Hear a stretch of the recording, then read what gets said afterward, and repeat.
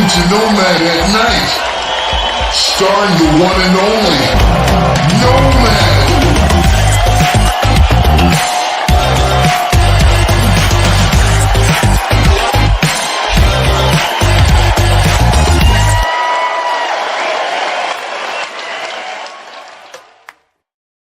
Yo, Super Nomaniacs. Welcome to the show. This is Super Nomaniac Lounge, and I'm your host, Nomad.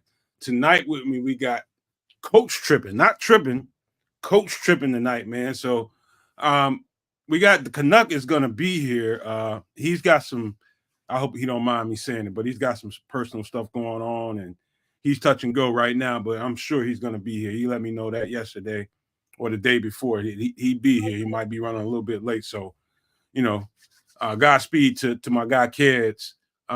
Coach Tripping's here with us today, man. We're gonna get this show started, but I gotta intro this thing this way. And you can look at the thumbnail. Everybody's seen the thumbnail. You got here, and as the Super Nomaniac starts sliding in, I see what I see in the show is Naj. Hey man, glad to see you out there. Naj with the wrench. Listen, we gotta have a heart-to-heart conversation as Bears fans today. And we're going to be one of the things that I do pride myself on being, and I'm talking about myself personally, is being honest about whatever is. And one of the other things that, when that whole thing with Justin Fields went down, I said to myself there, because I rode so hard for Justin because he was still our quarterback, people didn't think that, I would be able to transition and be able to support another quarterback here. But to all those people who really thought that, bless you too, man, because I can understand why people felt that way, because I was emphatic about what I thought they could do by building around Justin Fields and the team that we already had in place. And I felt like they were ready, and all we needed were pieces, and we can compete right now. That was my mindset. I felt like that was the best thing to do. However, when they decide to turn the page on Justin Fields and go in another direction and draft this quarterback, Caleb Williams, I said openly, and I knew and I meant it in my heart, that I was going to support this kid because, you know what? To me, I love my goddamn team. That's the main thing for me, is my team. And whoever the quarterback is, whatever his number is, what he looks, I don't give a damn. He's on our team. And so I pledged. And I made sure that everybody heard me full-throated. I'm going to support this guy and give this guy the same amount of leeway I gave Justin Fields, and don't feel no shame about it. And I meant it. So tonight what you're going to hear is going to be the cold hard truth.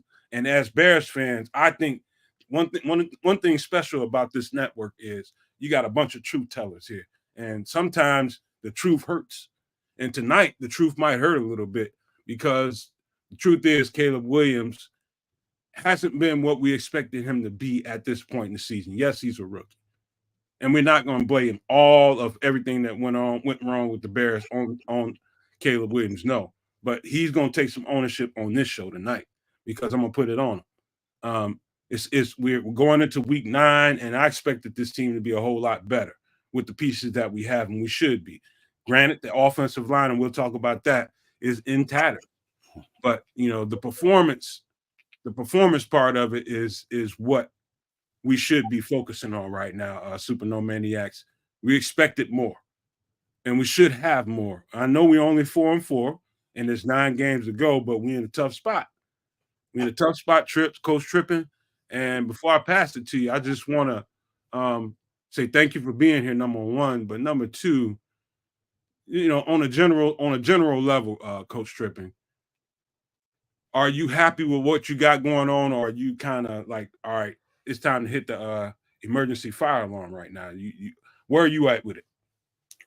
Right now, right, I'm very disappointed with the organization of the front office. While Ryan Poles, right, I'm happy with some of the things he has done with the acquisitions and trades that he has made and some of the draft picks that he has made.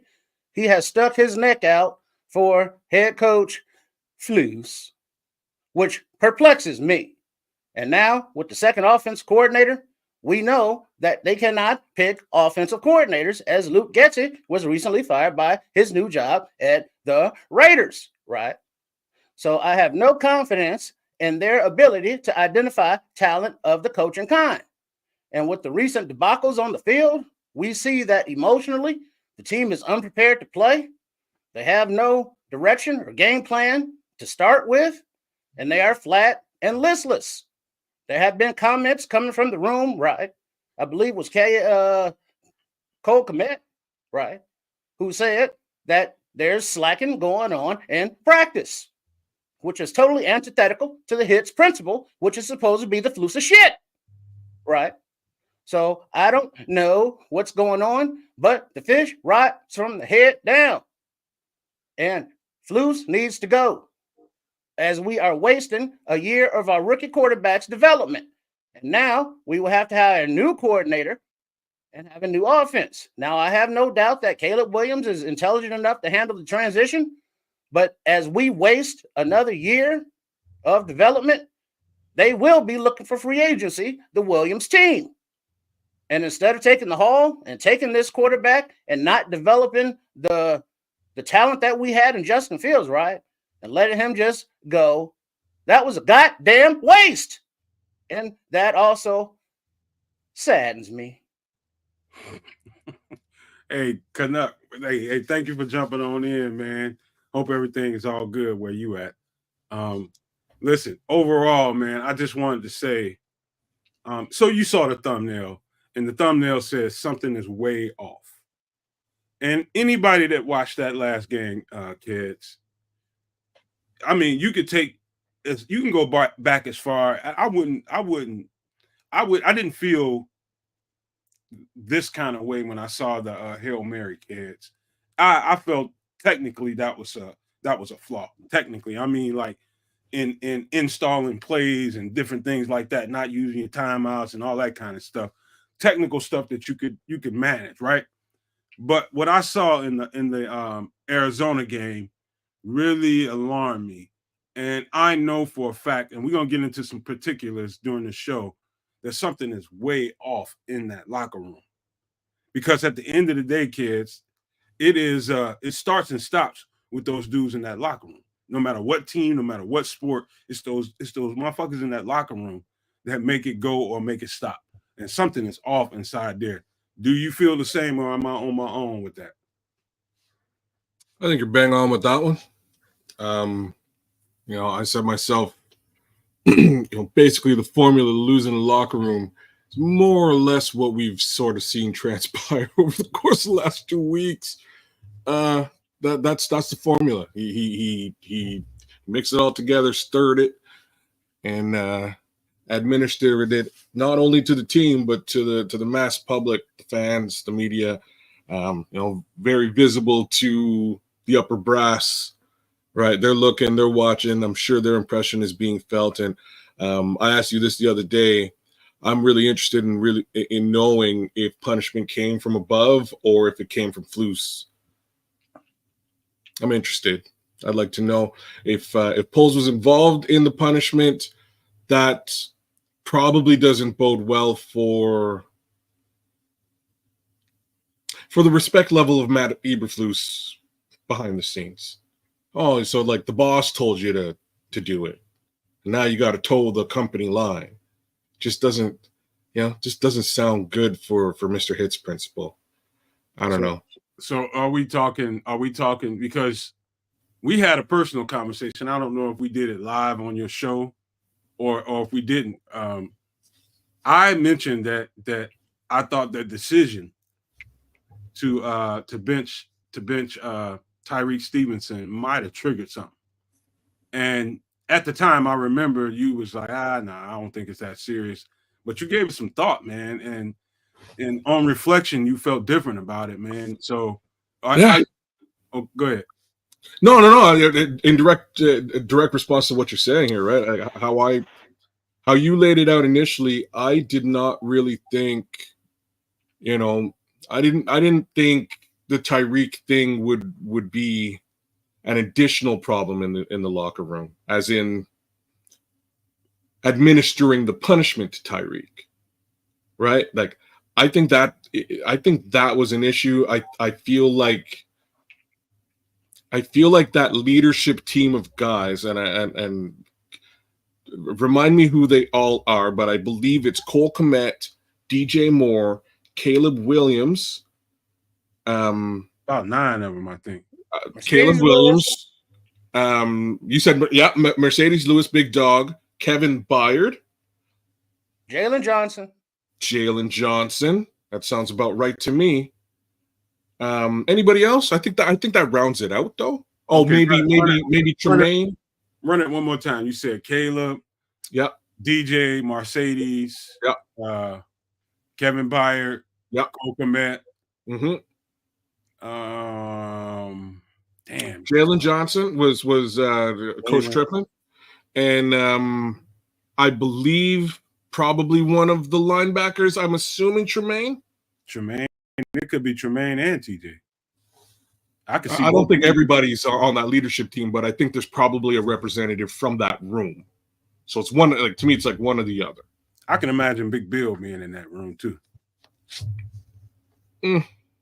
I don't know. I think he should be, but I don't think those guys are happy with the way things have been going at all, and that's part of my worry here, right? And the way that Kevin Byard was on Mercedes Lewis's show with Cap, and I had the opportunity to watch that at some point there. I think it might have been 2 weeks ago, but just the way he came off on the show was as if, again, hey, we all sort of had a come to Jesus. Everybody talked, everything was okay, and we feel that we should just support Tyreek in this situation. That is our feeling. We want to embrace him and support him in this situation and give him the opportunity to shine.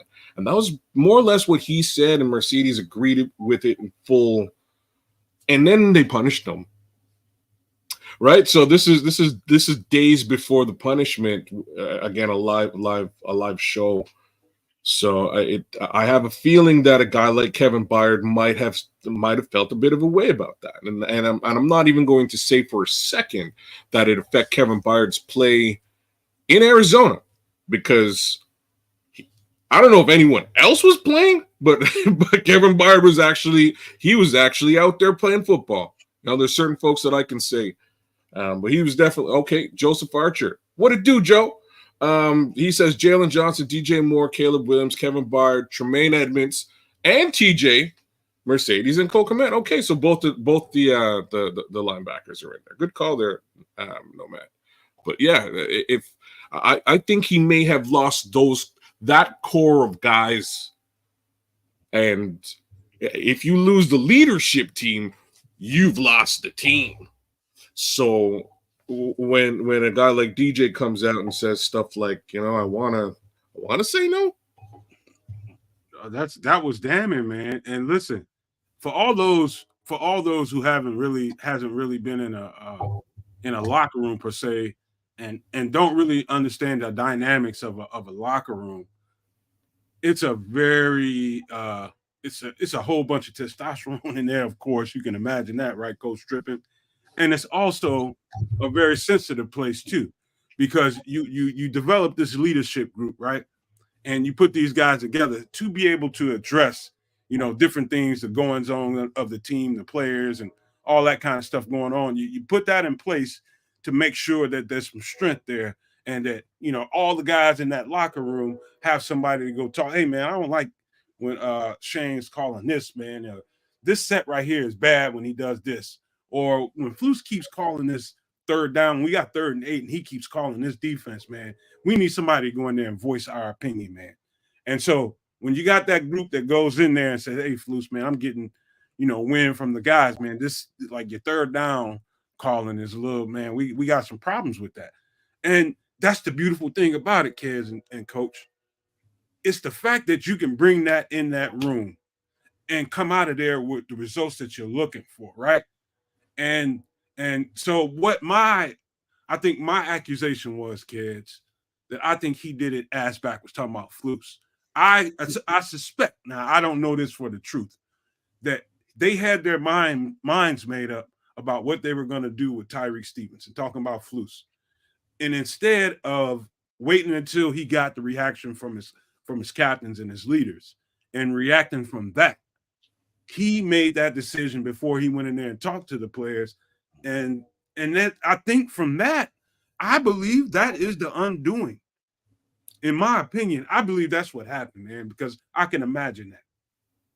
While it will be only speculation to speculate, I would think that they were going to handle it in-house, right? And then Flus got the backlash as Tyreek became the meme of the week for being out of position. And so he had to flex his muscle, which goes to show another detriment in his personality as a coach, right? Because this organization has a history of hiring the mild-mannered, soft-spoken head coaches. Lovey would get in your ass, but in a nice way. The last coach to win around here was Coach Ditka, and he had some fire. They did not like that, so they let him go. And we've been in mediocrity ever since. And right now, this Flus, he has lost his locker room by not knowing how to lead men. Alpha dogs full of testosterone, gladiators, warriors, as you say, right? So this is another example of how men will not follow him into battle because he is too much of a pussy. Coach Trippin, ladies and gentlemen. Coach Trippin, I kind of want to hear how would you have handled that week? And like we're gonna ignore. I want to ignore Arizona. How would you have handled the fallout from that Hail Mary situation? Well, first of all, the team wouldn't have been in that position. We would have called the timeout and got organized. We would have played defense on the play before, as to not put yourself in that position, right? But as far as the discipline goes, if he had to be disciplined, which he did, it's either you put him on notice right then that you will be benched, mister, and the rest of the team can fucking deal with it, right? You don't play wishy-washy and decide, well, we will look at the tape and review it. That's some bullshit. And I don't give two good boo-boos how you feel about it. Discipline is discipline. And if we're going to have it for one, we're going to have it for all. And it starts at the top. Well, you know what, man? Before we get off this subject, I do want to say this. And I'm serious about the sensitivity part of the way the dynamics play out. And we're talking about something being way off on the thumbnail and how it got off. And to me, when I look at, I probably put the microscope to this team probably a little more than your average podcaster, man, because I like to be really shaved close on the details, man, as much as I can be, guys. And I do pay close attention to what's going on.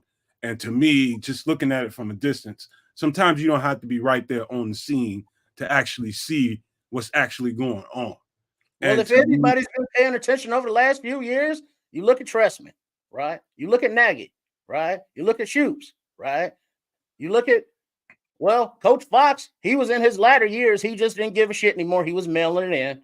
But all the coaches, they don't have that fire, that passion, that devotion to lead men.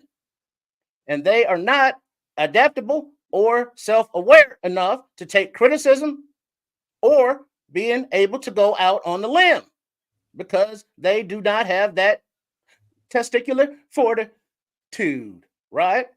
And until we get one of those men, none of these 53 men on this roster will follow that coach, whoever that may be. Damn, Coach Trippin, I don't even know what the hell to say, man. He's throwing me off. But you got it. He's throwing darts. Bro. Yeah, he is. But Kedz, you got to admit, man, for the kind of, the adversity that this guy's been through since he's been here. One of the things that I've been saying for a couple years now is how well he's managed the troops and kept everything together. And part of what he installed in this team was to be accountable for each other and all this kind of stuff. And the standard and the structure that he laid out, you got to say the guy had done a hell of a job, in those last couple of years when things wasn't going as good. You know what I mean? But all of a sudden, one situation, and I just strongly believe that that's the situation that's caused his undoing. You know why? it's because you cannot go out and hold somebody accountable publicly, and you haven't held yourself accountable publicly. And Kedz, you heard him say time after time since that incident, he's going out there 3, 4, 5 times. That's on me. You know, I'm holding myself accountable for that. And he's doing extra. And that's just a tell to me. That's a tell. That's something that's going on inside that building saying, hey, man, you trying to hold somebody accountable, man. What's up with your shit? You know what I mean? You ain't doing it. Somebody said it to him. I don't know if it was, you know what I mean? I don't know if it came from that leadership team. I don't know if it was the media / marketing team. I don't know if it was Ryan Poles himself. But at some point, somebody had to say, hey, bro, you need to hold yourself accountable. And like, I'm just going to tell you guys like a little stupid story. So I'm working for this company, and the guy who hired me is just an amazing boss. But one of the main reasons why I consider this guy an amazing boss, because there's one situation where I'd expensed basically a business trip that I was on, which is like pretty normal. But for some strange reason, the company had made specific provisions so that nobody in the company could expense this trip. It was a thing. So my boss calls me up and he's like, hey, like, I just checked I saw your report that you submitted. You can't submit any of this. Did you pay for all of this? I'm like, clearly it's on the company card. Like I paid for all this stuff. It has to be cleared. You're telling me they're not going to clear this? No, they're not going to clear this. It's a major problem. So long story short, basically I've robbed the company for like a $3,000 trip is how this looks like. And like, I'm going to get fired, right? Like that's what's going to happen. And my boss calls me, he calls me, yells at me, tells me I screwed up, obviously. And he hangs the phone up on me and I'm losing it. And then 2 minutes later, he calls me back and he goes, yo, listen, don't worry about it. I got it. It's covered. Just like, you owe me $3,000, right? Like I'll figure a way to get the $3,000 in some capacity. It's covered. Just remember that, like, I got your back. And I stopped and I was like, in business, I've never heard anybody actually say that particular phrase to me in business before. I got your back. Like, so that's some hood stuff. Like, that's different. And then he finished the conversation by saying, like, if you've screwed up as my employee, I'm your manager. That reflects bad on me. That's on me, bro.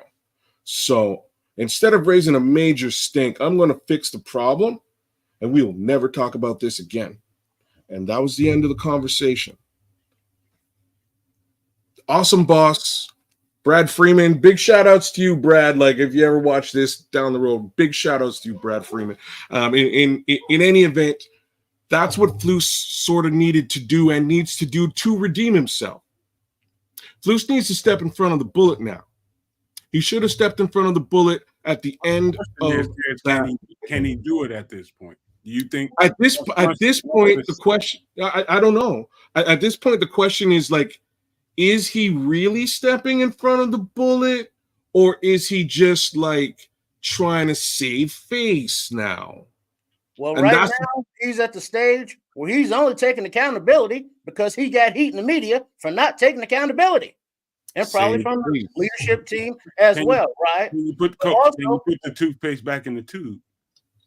No, you cannot, because we have seen enough of a body of work in his time here, talent level aside, his bonehead ass coaching decisions, part of which can be chalked up to him being a rookie coach, right? And developing in his own right. But too many times he does not have any clue. And he has that dumbfounded, I don't know what the fuck to do look on his face. I don't give a damn about his new drippy, about his new Rizzy, because his damn aura is one of a loser. Okay. Coach Drippy. I'll tell you what, let me shift into this category because this was important to me. And this was an indication to me to do or not to do. Talking about Ryan Poles at the trade deadline. Coach Trippin, I already know what you feel about this. You're gonna be conservative and say, you know what, hold on to your capital and don't be doing no moves. But to me, the way this team was trending before the trade deadline, before that Arizona game, I will put an X on that Washington Commanders game. That's just an anomaly right there, right? I'm gonna just act like that didn't happen. You get to the Arizona game, and I knew based on Kedz, I knew based on the performance in this game, that was going to dictate whether or not Ryan Poles had confidence in this coach and to go out and go get more assets for this coach. And the fact that he sat on his hands, and not only did he not go and get any more assets for this coach, he removed a piece. And I know that could be like anybody could say, you know what, that was just on its way anyway because they wasn't using it, Khalil Mack, and he was an asset they can get something back for it. But you only got a 7th rounder for him. And so to me, you know, a 7th rounder is a 7th rounder. But at the end of the day, the fact that this guy didn't do anything with the team a couple of weeks ago, we felt like can really push to do something. And I didn't, you know, I feel open and good in saying that anything can happen when it comes to the playoffs if we can get in there. But getting in there, I felt like we had a pretty good chance of getting in there. And based on what happened last week and how bad that turned out, I believe the writing at least was becoming visible on the wall, just slightly becoming visible on the wall. I'm on the same page as you with Kedz in saying that I think Flus is officially on the hot seat, and he's got some proving to do for 9 games, and it may not last that long. I don't think there's, man. I don't think there's any saving him. I wish I could say this some sort of different way. I don't think there's any saving him. And the reason why we were talking about making that the fact that he didn't move during the trade deadline to me is an indicator. It is. And so what it is the way that Ryan Poles feels about this team, the way that the league sees the players on this team, because that's like realistically, there probably should have been a lot more movement from this team.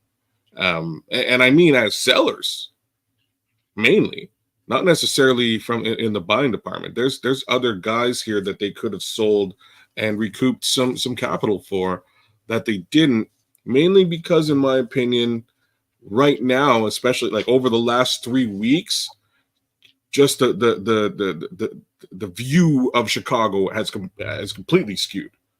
So, knowing Billings was injured, there's something that he could have done, like 100 billion. That really stinks to me, Kedz. That really stinks to me because you need to do something there.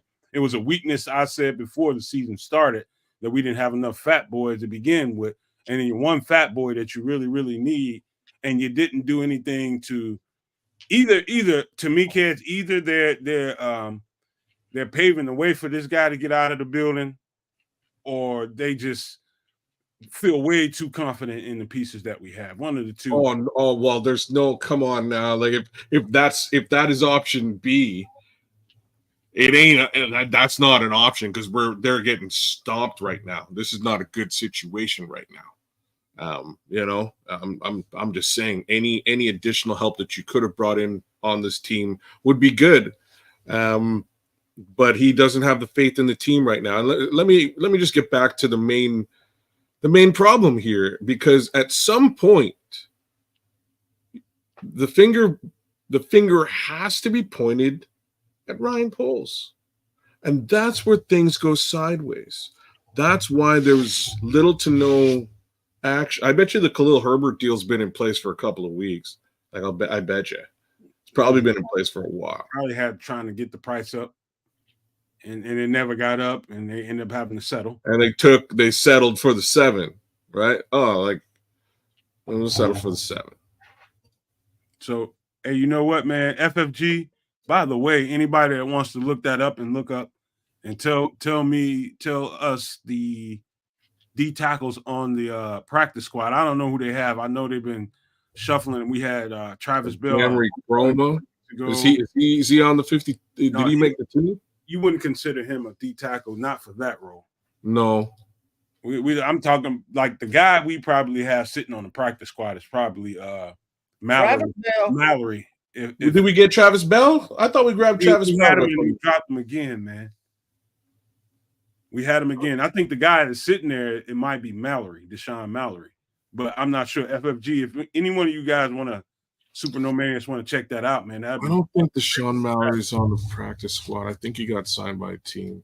But, I do like those guys, man. But can you play the role of Andrew Billings? I don't know. You know what I mean, Coach? It's a skeptical decision to sit there and not do nothing, knowing that you had Andrew Billings sitting there with a torn pec and was going to miss the rest of the season, not doing anything. To me, that's indictable, bro. Well, it depends on, right, how you're looking at the development of the team for this season. If you are not thinking that you are competing for a Super Bowl, I could see Ryan Poles not getting rid of his assets and draft capital, right, to make a trade just to make a trade.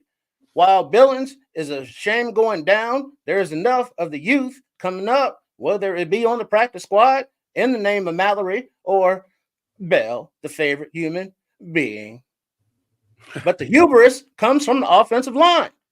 How the fuck do you get the number one quarterback, get weapons, and don't protect him? Now, granted, Ryan Poles did say at the beginning of the season, right, that he was proud of the depth that he built on this team. And it is true that nobody's been playing in positions as Ryan Bates got hurt early. So Shelton had to come in instead of being the backup. And then Nate Davis is not available mentally or physically or both, right? So he's unavailable. And Tevin keeps going down. And then the backup, who was supposed to be him, Murray, who looked good, out for the season.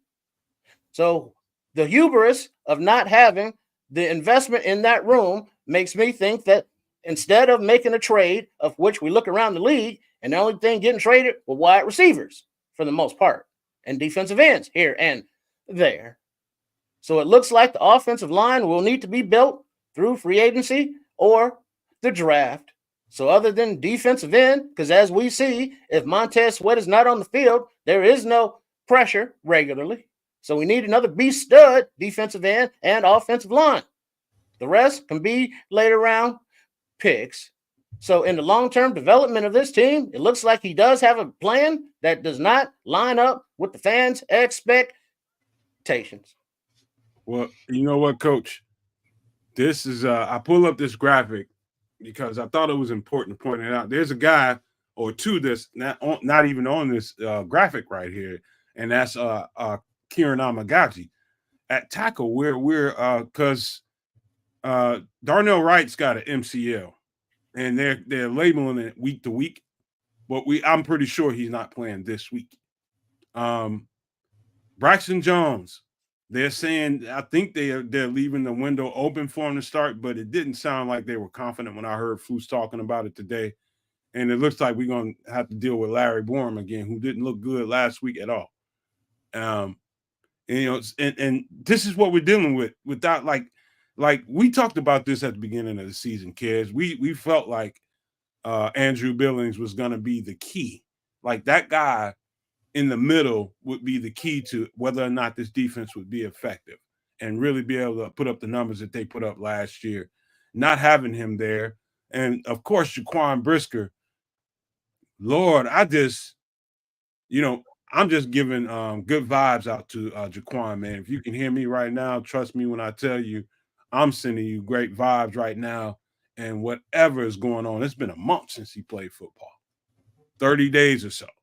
And that's in a concussion protocol. That's not good. That's not good. I do like the performance from Elijah Hicks. He brought some good play to the table, and he's still playing well. But I'm concerned about Jaquan Brisker. You know what I mean? His career, and he's pushing to his fourth year, and gonna be looking for a contract, man. And it's just, man, I just want to send them good vibes, man, and good spirit, man. Hopefully everything works out for you in the right way, but Lord have mercy, man, that ain't a good sign whatsoever, guys. A concussion is one of those things that he could never come back from, have no issues, or come back from and have problems. As we see Tua just keep coming back and back and back, and it gets to a point, right, where you know that the brain is not meant for that. It's not like a joint or mechanical injury to an ankle or a knee or shoulder. This is your brain, and it's very dangerous.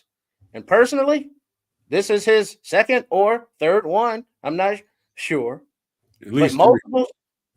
This is number 3. At least 3. At least number 3. This is not number good. This 3 strikes and you're out, young man. Nothing personal, but your health. We need us safety as well on our list, because he cannot be relied upon, because one more bad ding to the head, and now we're looking at number 4, and he's looking at damn near forced retirement. The head ain't nothing to play with. So, let's do a little something here, if you don't mind. I'm gonna show. I want to show the Bears roster. You want me to pull this down? Yeah, pull that down just for a second. I'm gonna share something here, because something jumped out at me, and I didn't realize, like, we have to. You guys got to tell me if this is legit. Okay, so I'm sharing. So you this got that as big as you can get it. I think so. All right, you got it. It's pretty big, no? Oh, don't worry. I can click on. I'll read who's here, and we can dig a little bit deeper if we got to. But something just jumped out at me, and it's about to jump out at you guys too. Somebody got to figure out why that is. So Michael Baskerville's on the practice squad, linebacker. Theo Benedict, rookie offensive lineman. To be honest with you, interesting if he's not injured. Jake Curhan, offensive lineman. We've got Chris Glazer, and I just skipped over somebody very specifically. I'm gonna bring him up here right now.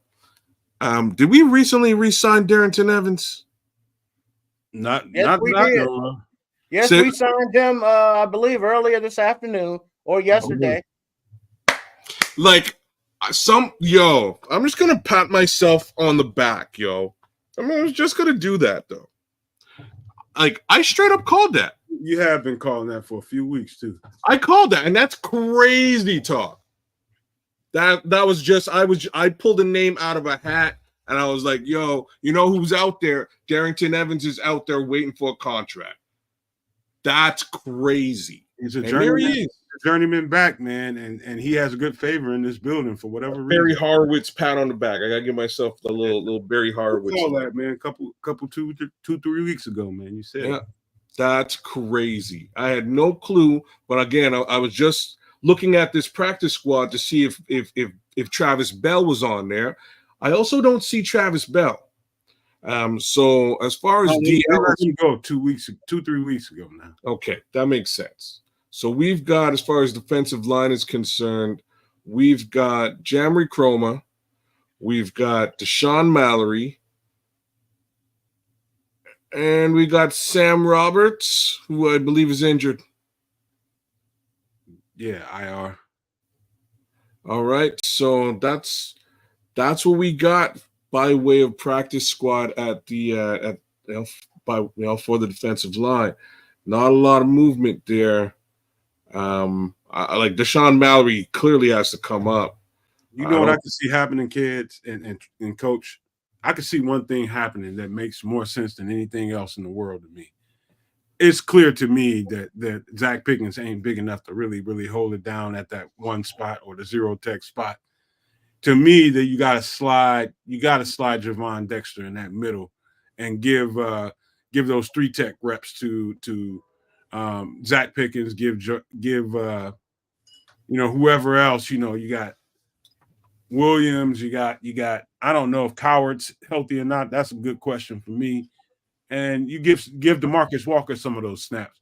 But to me, the only way you get out of this right and have some girth in the middle and some size in the middle to at least slow down the run, you got to slide Javon Dexter in there. If that makes any sense to y'all. And While it makes sense to slide him in there, Big Dex takes up a lot of space, needs up a lot of room in double teams, right? But mentioning Pickens, that is another place where Ryan Poles, right, could have addressed this offensive line with that pick instead of double dipping at defensive tackle for a player that has yet to be played because he's off injured or hadn't able to make the field. What's going on with him? So he's not on the IR. Oh, he'll be playing this week. What's going on with last week, and he wasn't bad. Oh, did he? Oh yeah. I didn't know. Well, real talk. You know, I did as much as I could to not, and I called the game to not necessarily have my eyes on the game. Anyhow, I didn't see Zach Pickens out there last week. If he was out there, you know me, good. I'm a defensive watching motherfucker, so I seen all of it. Good. Okay, good to see him. He got some good reps in there. Okay, well, he's gonna get a heck of a lot more reps right now because I don't know what we're gonna do at on the D line without Billings. They feel confident, obviously, or the fact that they didn't make a move, and I think that's more of the story than anything else. The fact that they're not making moves right now. It's really leaning towards some kind of indictment against the head coach right now, don't you think? Like I say, once the finger starts to be pointed at the GM, question marks occur. Question marks occur. I think everybody's been pointing at Ryan Poles across the board. And saying how just talking about the wonderful things he's done for this organization thus far. But this is that pivot point. This is the point where some of the hard decisions that where you stuck your stake into the ground and you made that decision have kind of come back to roost. And unfortunately, he's kind of walking around with egg on his face right now. Kids, pull that down for a second. Let me put this back up. Absolutely. Because let me talk about this part of the conversation. Here's what there's going to be a shuffle, Coach and Kedz, and how the shuffle is going to play out. To me, I see it this way, because the fact that you got Darnell Wright, who's probably out. Braxton Jones, who's probably going to be out as well. And then you got Kieran Amagaji, who's probably going to be out as well. What I think is going to happen, I think they're going to have to kick they're going to at least have to kick Matt Pryor out to right tackle. And we're going to see Nate Davis. And I know people don't feel good about that guy, but to me, that's the only thing that makes sense. Matt Pryor's got all kinds of experience and reps on all both positions on the right side, tackle and guard. You can just kick him out and feel comfortable. Stick Nate Davis back in there, former Pro Bowl guard, and feel decent. You got Larry Bourne, and hopefully Tevin Jenkins can play. He's got an ankle going on, and feel halfway decent about that lineup. That's why I think the fact that that Darnell Wright's probably not going to play in this game might be the biggest situation we have on the team. I'm going to ask a question, and maybe it's crazy, but how come everybody else on the team can play, basically could potentially serve as a backup tackle except for Tevin Jenkins, the guy who was drafted to be a tackle? It's like they pigeonhole them, kids, and they don't want to. He can only play at that one position only. You know what I mean? It's so weird to me. We'll put Matt Pryor over there at either position, but God forbid we even consider putting Tevin Jenkins over there, who has a fair amount of. He's got a fair amount of experience over there. What you talking about? Put him where? Guard or tackle on the right side? I'm talking about tackle. Both of the tackles are I don't down. know that if you're going through a season, a couple of seasons now without any reps at that spot, do you even have the muscle memory at that point? Is it there somewhere? But it might take some getting your ass kicked for a long period of time to get that muscle memory back where it is. People getting their ass kicked at the tackle position, eh? I you know what I mean? Like I'm just throwing questions out there because I have zero confidence in this offensive line, right?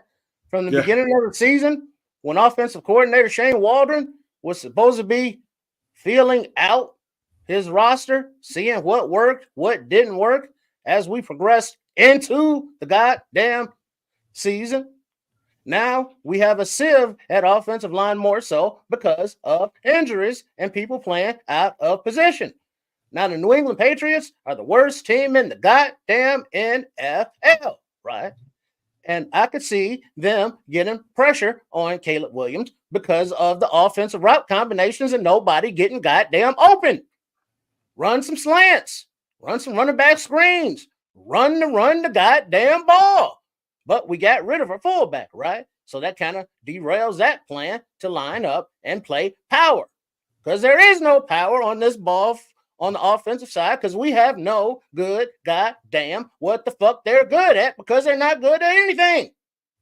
We got a hell of a question on the screen that I would like to know the answer to is why is Ryan Bates not playing yet? Whatever injury he's got going on right now, it's lingering. In my opinion, either that or he's just waiting his time to get the hell on up out of there, whatever the fuck is going on. But the fact that he's not playing right now is definitely that's harmful to the team right now because we can use some Ryan Bates fucking action right the fuck now. I heard Flus talking about it at the presser today. He was asked about it, and he didn't sound really convincing to me that he's an option. I would just say that. He was real vague. You know how Flus is. He's very vague when it comes to this kind of stuff. And it didn't sound to me like Ryan Bates was going to be an option FFG. So, I would want to know what the deal is with him. It could be something legit going on that's just kind of ignorant. But he's still on IR right now. We could use him. He's still on IR. Well, he's in that window. He's out of IR, and they can pull him up on the 53 anytime they want to. Well, the question is he ready for prime time, right? So it could be any number of things that are keeping him from being ready for prime time at this point. But Triple R, they want to know why King Booker World want to know why you sound like a drill sergeant. He ain't been watching your Coach Trippin videos. Who, Coach Trippin? Me, Triple R. He was unable to attend this week's show, right? So I stood in for him. See? All right, man. So look, this is what we're gonna have to do. Hold on, let me get the screen right. And for those that want to see our videos, Sports Chicago Style, that's the name of the YouTube channel, right? The Facebook, Twitter, the Instagram, and the .com. So here we go, man. Here's my first question to you guys. And me looking at Caleb, watching him do his presser, listening to DJ do his presser, and they were back to back today. And so it was easy for me to discern what I think could be the problem with the connectivity with them. The fact that you got DJ Moore, you got Keenan Allen, you got Cole Kmet, you got DeAndre Swift, and the fact that these guys are not prolifically just ripping teams apart under these circumstances, it's got a lot of Bears fans, including myself, really despondent about it. And DJ in the way they use DJ. So all right, here's my thing. What I took from it, Kedz and Coach, was whatever's going on the practice field, it's good. It sounds like it's really good on the practice field. It's popping off. But whatever is going on there ain't translating to the motherfucking game. And that is the biggest issue.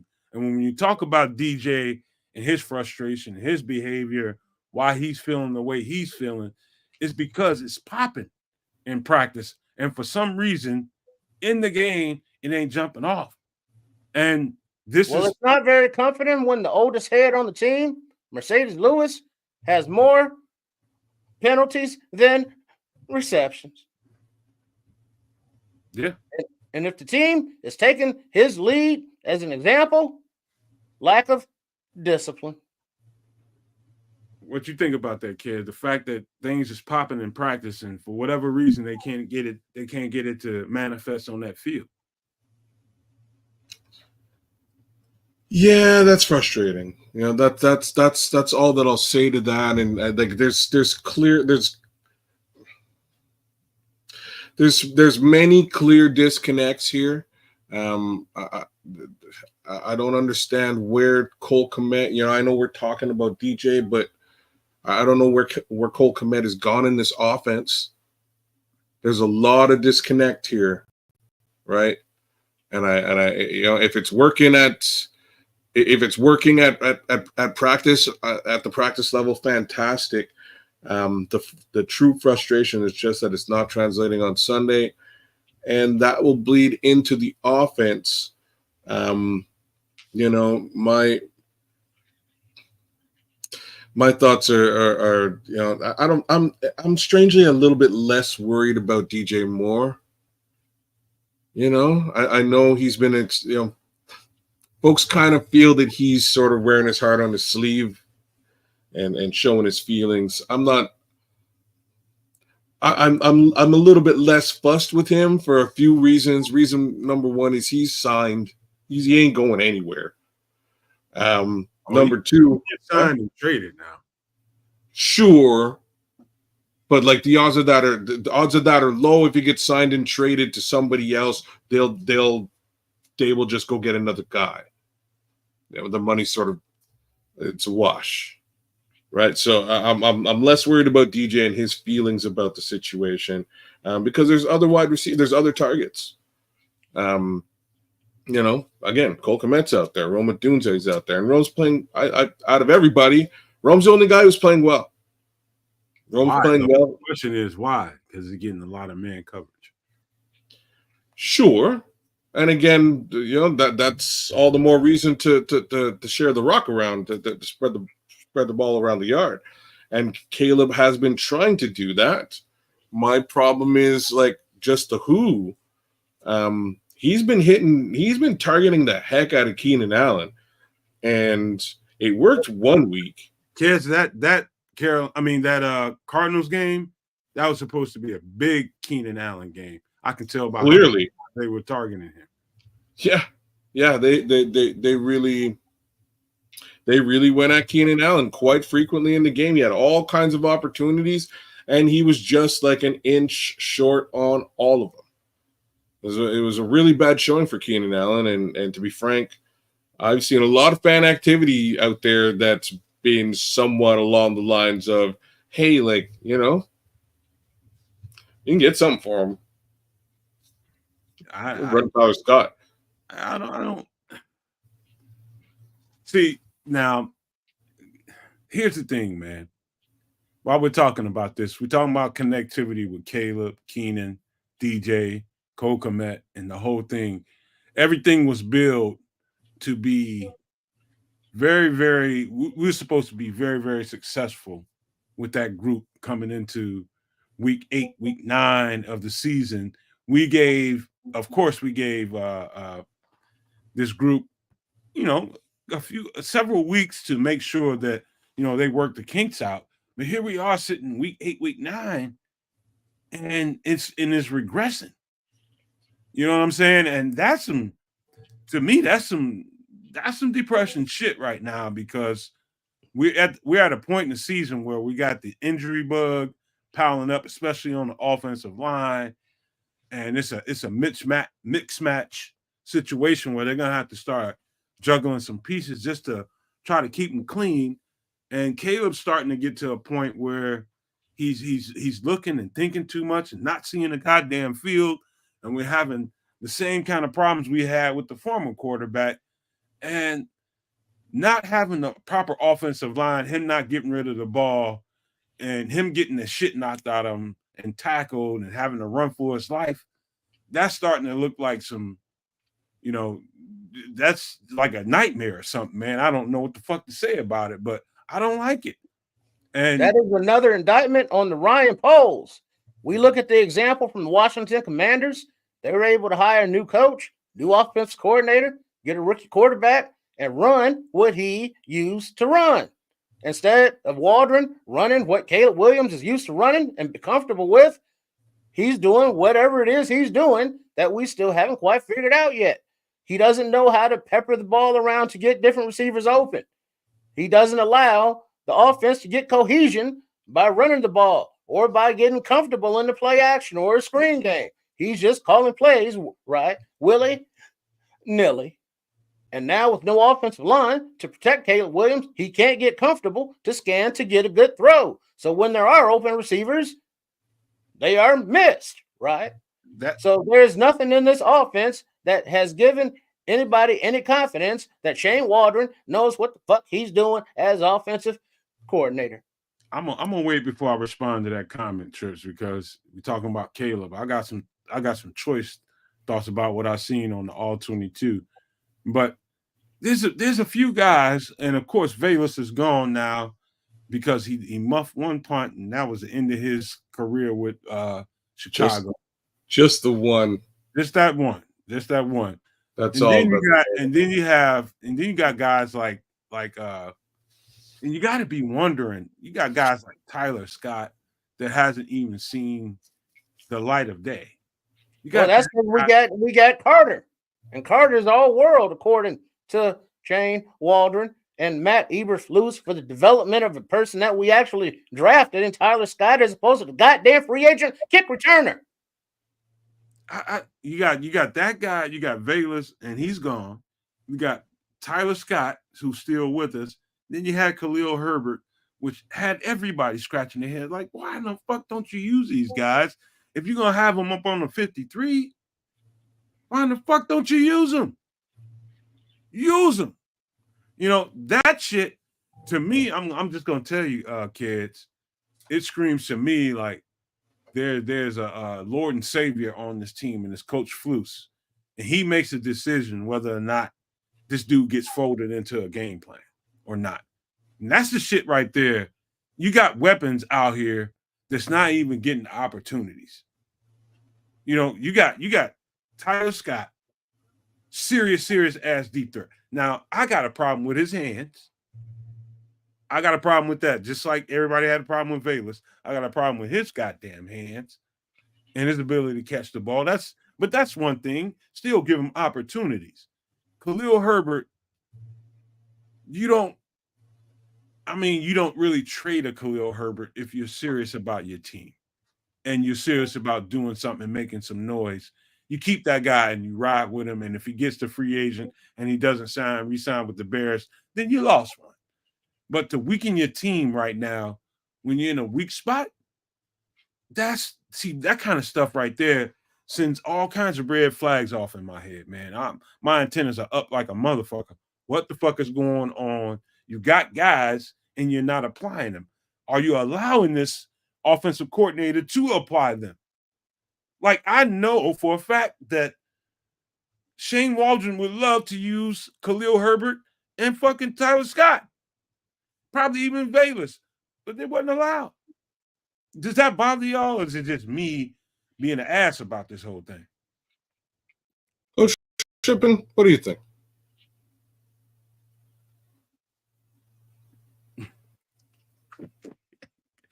Can you Coach hear Shippen? That is piss poor excuse, because that's all that is. That is lack of professionalism and just any kind of no goddamn how. And it is disgusting, right? Go ahead. Well, I don't know. It's definitely not how you develop talent. There's that. Disgusting. It is disgusting in that respect, but at the same time, they went out. I was doing so good at not being the guy who points the finger at Ryan Poles. I was doing good, but I'm probably gonna point the finger a little bit because for real, I don't know what Keenan Allen's doing on this team. Right, like you had receivers. You remember what we were talking about now, kid? I know. Watch me circle back. Right, so he's got receivers that he's drafted and he's developed and should be developed, and instead he went out and he got and paid for a high caliber wide receiver for basically a 1-year rental, and those guys have just not only been sitting on the bench, but one's now on another team. I just it all reads wrong to me. I don't think it was Flus who I don't think that's Flus. I feel really good saying it's Flus. I don't. I think a lot more of it has to do with money. Right, so the guys who are being played are the guys that they're paying, and they're trying to get the money out of it. The guys that are not necessarily being paid are the guys who are not playing. So they paid for DeAndre Swift. He's gonna pay. He's gonna play, right? Sorry, Khalil, you're gonna sit. You're not gonna play. We're talking about DeAndre Carter. We're talking about Tyler Scott. You ain't paying DeAndre Carter no whole bunch of money, and you let DeAndre Carter come in there and get all those snaps. That tells me now. Well, that's different. To Flus's defense, apparently something in practice is making him feel like Tyler Scott is going to show whatever he's showing in practice in the game. And I like this player, talking about DeAndre Carter, better than I like Carter, and he's playing the better player. It could be just that simple.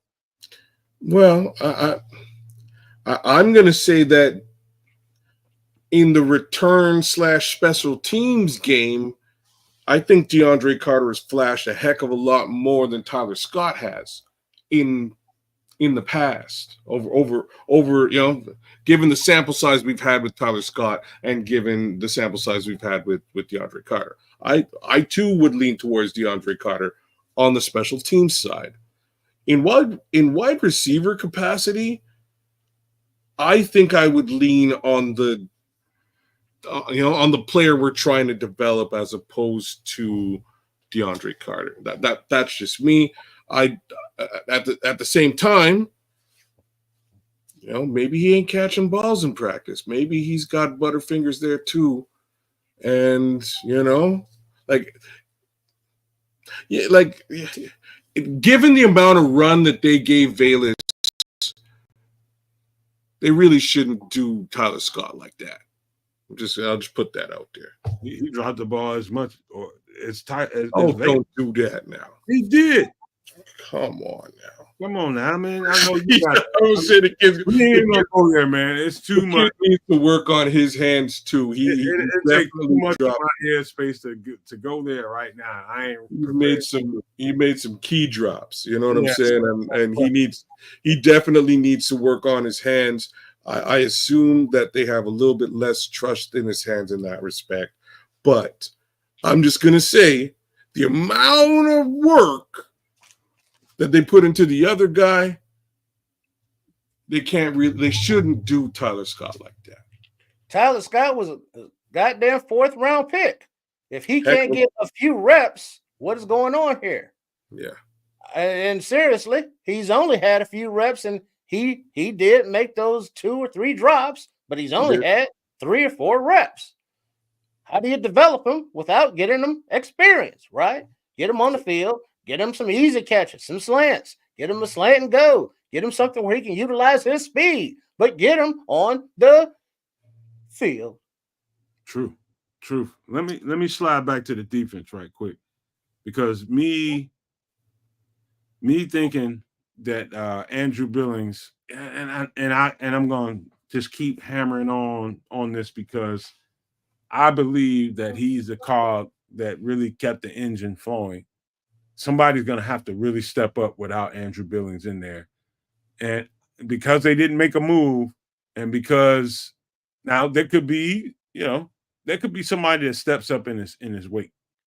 Somebody could step up and prove me absolutely wrong about them feeling like them not being ready for NFL action, because we got Murderers Row coming up. We got the division guys coming up. Everybody expects us to go out there and at least get out there and get the win. I would have said give them a spanking talking about New England, but we expect them to still get this win. We definitely expect them to get this win. But without Andrew Billings, and if New England decides they want to Ramondre Stevenson the shit out of us without Andrew Billings out there, it's a good possibility. You know what I mean? This could be. Oh, no. I'm just saying, Kedz. I have to put that out there, man. Well, now while I run to the bathroom, man. If this happens, and this is another indictment of a shit and a piss poor team, and Flus being outcoached by a rookie coach himself in Mayo, and seeing another draft pick quarterback, right, number 3, I believe, and if he outplays, Caleb Williams, and now you had outplayed by Williams and by Williams being outplayed by Daniels and May, that is not a good look for this team, starting with Poles. And if Poles wants to save any of his bacon, that's got to roll downhill to the Flus. Might roll right downhill to the quarterback too if Drake May beats him tomorrow. But let's be real. I got Ramondre Stevenson on at least 3 different teams, and 3 different fantasy teams right now. I'm not going to sit here and say Ramondre Stevenson is Saquon Barkley, but what I will say is he runs the rock for New England, and that's their offense. Their entire offense is Ramondre Stevenson. Everybody else is secondary or tertiary. You know what I mean? Down the line, an afterthought. Drake May is kind of an afterthought. He's just now building it and starting to get it put together. I don't see him putting anything together against the Chicago Bears secondary, right? Like I will give the devil his due. That secondary is still one of the best units in the NFL. But they are susceptible to play action and or screens. Hey, Kedz, when you heard me say New England can decide based on what they seen last week and what Connor did and that running game did, they might decide to just Ramondre Stevenson the shit out of us. I saw your face, but I didn't know if you just got to make matters worse, bro. To make matters worse, Antonio Gibson. So you just hit up the screen game situation there, Coach Trippin. Antonio Gibson's a fantastic pass-catching running back. Just yak in screen situations like that. Oh, man. It could be a big game for Drake May on the screen to Antonio Gibson. Meanwhile, you keep Ramondre fresh, just running the rock strictly. Couple of passes to DeMario Douglas here and there. I don't see him doing big things. I don't see outside of that screen and flats game, in the checkdown game, Antonio Gibson's he's a pretty good option. Whoa. And they just execute the shit out of that stuff, man. Just the ground game, the runs. I'm just talking like that the DeMarcado run, little quick run. I can see that coming out of an Antonio Gibson here. Maybe even in the screen game, something like that. I can see popping off against a weakened Bears defensive line without an Andrew Billings. Whoa! Oh, they're embarrassed by the fuck. Oh man, I'm sorry that I even brought that up, but I had to mention that again because and it's just me giving my hat and showing my respect to Andrew Billings because I don't think he gets the love that he deserves on this team. It's a lot of shit that doesn't happen with the healthy Andrew Billings that we don't give respect to because Andrew Billings is out there accepting the double teams and other guys are making plays. And, that's some football, all 22 nuanced shit, man, that people don't pay attention to because they're waiting for, whatever people see in the game. But I'm telling you, Andrew Billings, him not being out there is going to be a bitch. And I just let go of Antonio Gibson on one of my fantasy teams too, and that's terrible. Dropped him last week. I see a big game for an Antonio Gibson this week. As long as he ain't hurt, I see a big game. Hunter Henry. They have just enough to make for a problem for this particular collection of Bears. Nothing deep, nothing to the wide receivers, tight end. He's out. He's likely out for the year, right? Who? Hunter Henry? Talking about Billings. Yeah, no, I do. I'm just talking about this particular matchup. Like, if he's out for the year, and as King Booker said, they did nothing, to bolster that. It's on Zach Pickens now. That's what it is. How y'all feel about Jaquan Brisker and his injury? What do y'all think about that? What do y'all think about him? This has been a month, guys. This has been a month since he's played. And me, you know how I am, man. I'm pro player. I worry about him as an individual and whether he can continue his career after 30 days in a concussion protocol. Like, what the fuck are we dealing with here? Are we dealing with somebody that they're trying to be overly cautious with, or are we dealing with somebody that's got a serious problem? I'm asking Coach first. I don't know which of the choices that may be, right? But I do know that is such a sensitive body part that the very next hit could re-aggravate and exacerbate, and his career would be in jeopardy, as we've mentioned before. So this is a position of need for this team, as his future is suspect. What you thinking, Canuck? Nothing good, man. He's a fantastic part of that secondary, and the plan obviously is for him to be that for quite some time moving forward. Kedz in the secondary, he's the absolute personality of the defense. I agree. He's everything you want, just tenacious and wants to destroy everything. That he's a missile. And speaking. And that way of playing, coming from a motherfucker that been on the field and playing like him, that can take a toll, big time toll. Luckily for me, it didn't take a toll on my head or anything like that. Like, I worry about the guy. I ain't lying to you, man. It ain't just me talking just to have something to say on this podcast. Like, I legit worry about Jaquan Brisker with the way he plays football, relentless, with no abandon. I love that shit about him. But that shit will playing like that at 190 pounds when he's probably 190 pounds during the season when he's playing, 195 at best. You know what I mean? And I don't know if I'm being accurate there, but he's not a big dude. He doesn't have the body structure to be able to withstand that kind of physical pounding that you put on yourself. He's a lankier guy.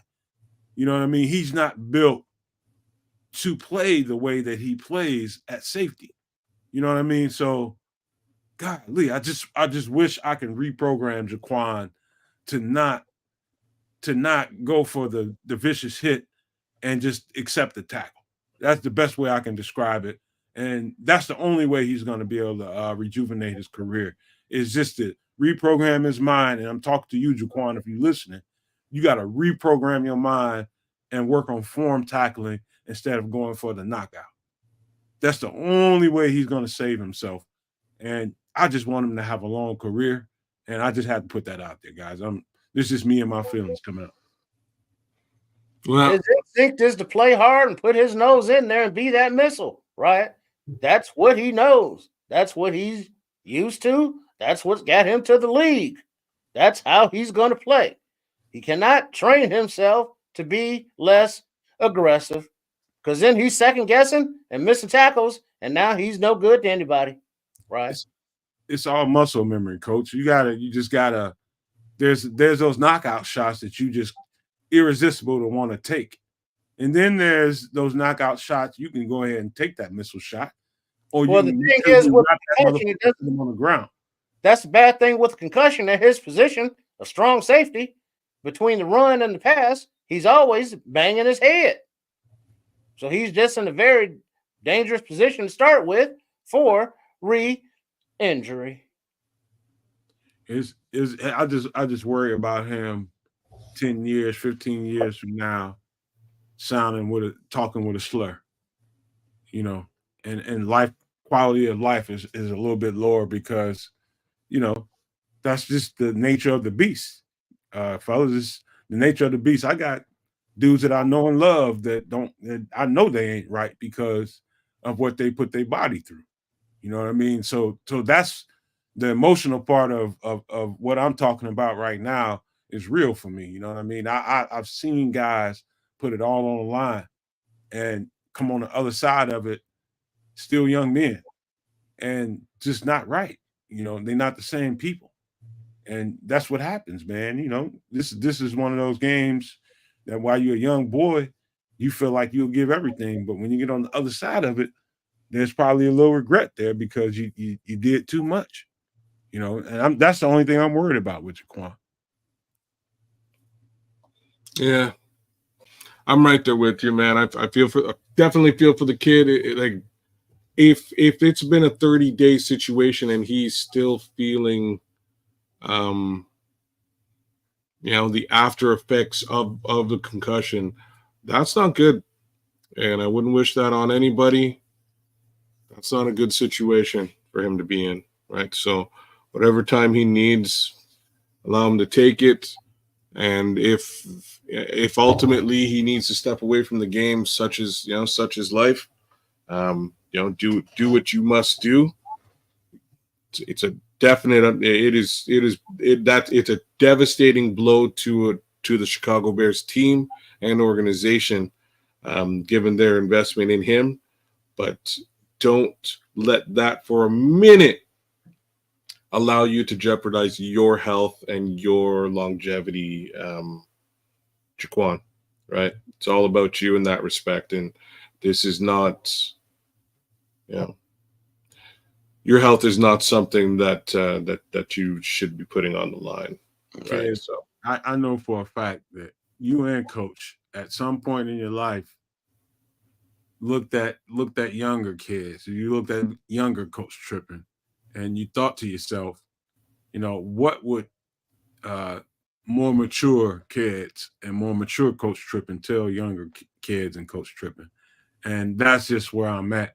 I just wish there was some kind of way where guys can see the ultimate maturity and go look at that younger version of themselves and give them some advice. Like, that's just where I'm at with Jaquan, man. I just want to see that guy, healthy overall, number one, and be satisfied with where his career went. And players are aware of previous players like Junior Seau, right? Or Dave Dorson, or many of the athletes that had the CTE issues. They blow it off at that age, Trip. You know that. They understood because they're young, they're invincible. They're not thinking about the ramifications because they don't have the maturity, right? They haven't lived life long enough to have life kick them in the fucking face yet. Until they live and go to the other side, they won't know. You can tell the baby, the stove is hot. Baby, that stove is hot, right? Don't touch that stove, baby. But the baby won't goddamn learn until he has a third degree burn. Now the baby fucking knows, right? It's the same way with these injuries. They don't know until they get on the other side. There was a comment made by the Shedeur Sanders, Neon Dion's son, and they asked him if he was registering for classes next semester. He said, classes? I'm going to the league. He has no fallback plan. but he has NIL money, so that's a different conversation, right? But these kids don't understand that there is one time to go sideways, and your life will be different until it happens. Hey, there's nothing wrong with getting money before shit goes sideways. You know what I mean? Like, an education in this country is going to cost you probably a lifetime worth of damn payments for your average person. You know what I mean? So is it even worth it for that regard? You know, but that's a whole other conversation we can have on another show. But shout out to Jaquan Brisker, man, peace and love and good vibrations to you, man. Make the right choice. If you're not feeling right after 30 days, maybe you need to go talk to somebody else outside that building. That's about the best thing I can say, man. Just talk to somebody else. At least get an opinion on what to do moving forward. I know you probably looking after everybody in your family, taking care of folks, and you need to make money and all that kind of stuff. But at the end of the day, there could be people benefiting and you won't. At the end of the day, it'd be people benefiting on what you did and you might not. And so that's the truth about it. So I'm gonna take this down right quick and get to another conversation because there was an expression used when Brisker was being recruited or looked at in the draft process, and one of the scouts called him a name. I do not remember the name, but it was an acronym that stood for basically all he has is football. So if all he has is football at his age right now, he's got his face in the Bible and he's down on his knees and he is a religious person according to his Twitter and all the prayers, right? So he is planning to play if Lord willing, but it's just to the situation that this is such a physical game at any time on any play, innocuous or not, whether he's involved or fully head on or not, you just never goddamn know, right? I'll just tell you guys my little quickly, my little experience with it. And some dudes I know, one in particular, I won't say his name, of course. But I've noticed, when we talking about several years since he's played football. And I remember the man, before we even started playing. You know what I mean? We've been playing since we were little kids. And so I would just say, yeah, when we were little kids, I remember that person. But as life went on and we started playing more and more football, and I'm looking at that person then versus now. And I'm telling you right now, what I see is it's much more flighty of a person. He's very, very aggressive, I would just say. And when there's no need to be aggressive, man, the anger comes real fast. You know what I mean? So to me, I think that's a sign of something ain't right. You know what I mean? And I don't know how to tell that person. He just automatically gets feisty over general conversation. I mean, like general conversation. Like, yeah, everything turns into a goddamn argument. Next thing you know, he's bitter and spicy. And so I've seen the difference in what years of the game can do to you. I'm just lucky in that way that I wasn't afflicted in that way, but I do got people that I care about that go through stuff. So shout out to Jaquan Brisker one more time before we move on to this next subject. And let's talk about this guy, Caleb Williams, man. We got to. And I'm gonna preface my comments, Super No Maniacs, and all the people that feel like, okay, don't layer too much on the Caleb. He's just a rookie. And this is his first year, and the offensive line, all that kind of stuff that people would want to say to make sure that they're buffering him a little bit and giving him a little cushion. I get it. But let me tell you something. This is something I've been saying for a long time. This is long before Caleb got here and became a Bear. I said that this team is built to win now. And whoever, once they decided they weren't going to keep Justin, whoever came into this team was going to have that understanding. We're going to give him them first 2, 3, 4 weeks, 5 weeks, however long it took to get in the groove with the pieces that they put on this team was prepared and set up for him to succeed. And the fact that he isn't even performing with the pieces that he has leaves me with a whole lot of concern. And we're going to take this conversation to a bunch of different places, I'm sure. But the truth is, you not being a real Bears fan and being honest with us as a community. And that's what I consider every one of you people involved in the show, whether you're looking at it or you in the chat, however you interacting with the show, or you see it on replay, doesn't matter. As a Bears community, we bullshit ourselves sometimes when we don't need to, because that whole civil war happened between Justin and Caleb and all that kind of stuff. That shit happened and everybody took sides, and God bless that shit. But look, you have to pin the tail on the donkey. This guy ain't good enough thus far. Matter of fact, I see him regressing. And it's a lot of stuff that he leaves on the field with these pieces that he has. He's just not connecting with these guys the way he needs to. And it makes people question whether or not we got the right quarterback. I still think he could be a really good player in this league. But the truth is, Kedz, he needs to be held to account. It's a big reason why this team ain't doing as well as it could be, and he's part of that. How you gonna hold him to account? He's a rookie. He just got here. It's his fault. Part of it. I don't think any part of it is.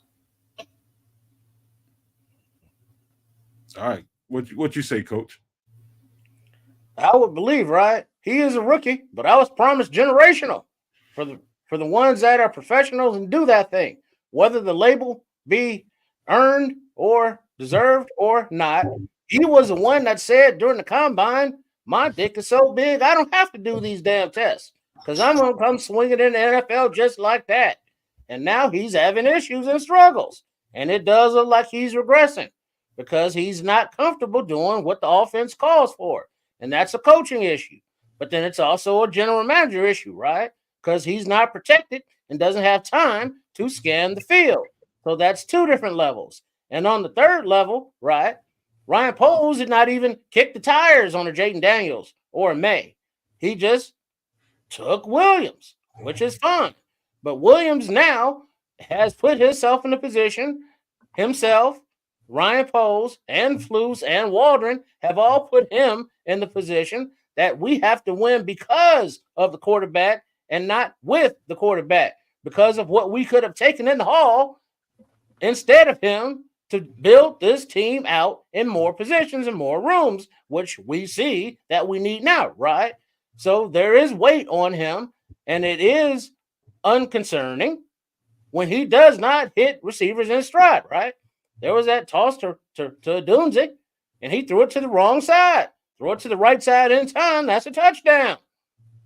So his Superman attitude is nice and all, but he needs to goddamn perform. So I'm just going to ask, who told you he was generational again? Everybody.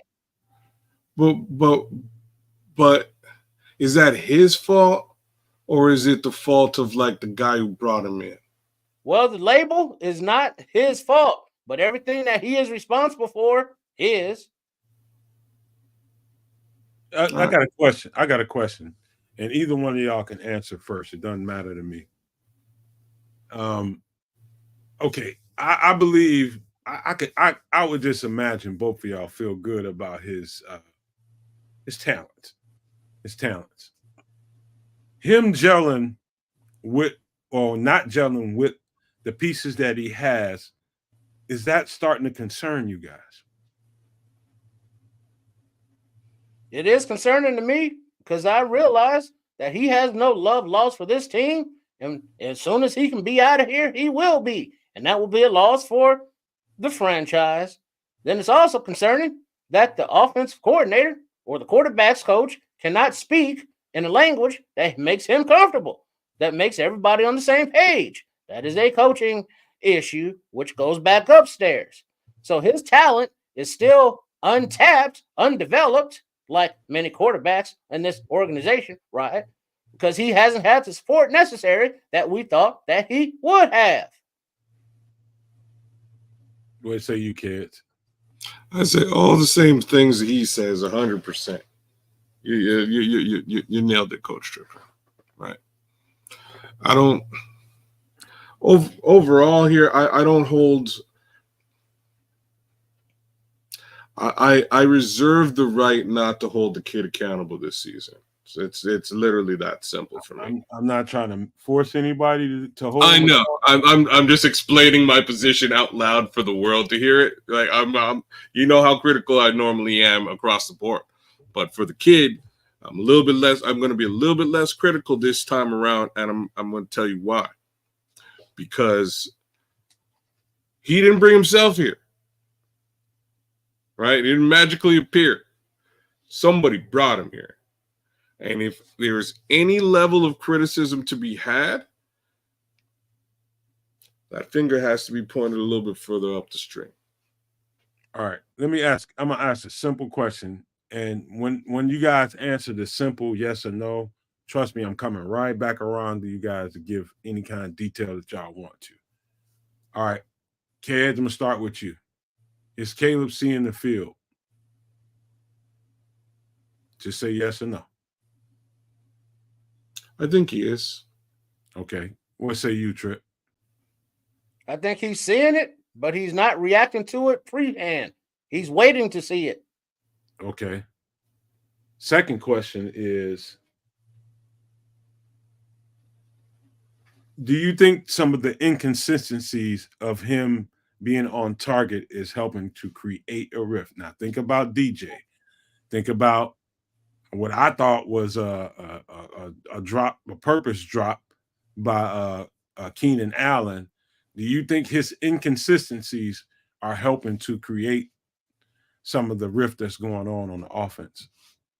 I remember Coach Matt, 0 targets, 0 catches, 0 shit in the last game. Do you think now, honestly, now they know us, kids and coach, they know us on this network for being straight up honest. Don't be sugarcoating a motherfucking thing when you answer these questions now. Do you know what a porta potty is? You know what a shitter is? When the shitter is empty, right? A little piece of poo does not make a big sound or a big splash. That little piece of poo is a false start. Every drop pass is another piece of poo. Every missed opportunity by the quarterback is another piece of poo. Every holding call from this goddamn offensive line, every pressure given up when it shouldn't have to be, right? Every sack given up and every hit taken because the quarterback held on the ball too goddamn long, right? Is another piece of poo. We are so many games into this season, and this outhouse is full of shit. One piece of poo at a time. See, you know, Trip just helped me. He just helped me make a whole lot of sense with the Super No Maniacs. In my mind, in his way, just told everybody that those little things add up. And, you know, the consistency of the inconsistency, kids, is I think is a major reason why there's a little bit of rift and a lot of letdown right now. I don't know. I don't know. I don't know if it's Caleb. There are aspects of this situation that clearly are, right? This is me being a realist as per normal. They're those deep balls. Those deep balls are just. I don't even know what to say. Right? I'd say he missed at least 8 to 10 touchdowns by now. Yeah, that's on the minimal side. That's a low number.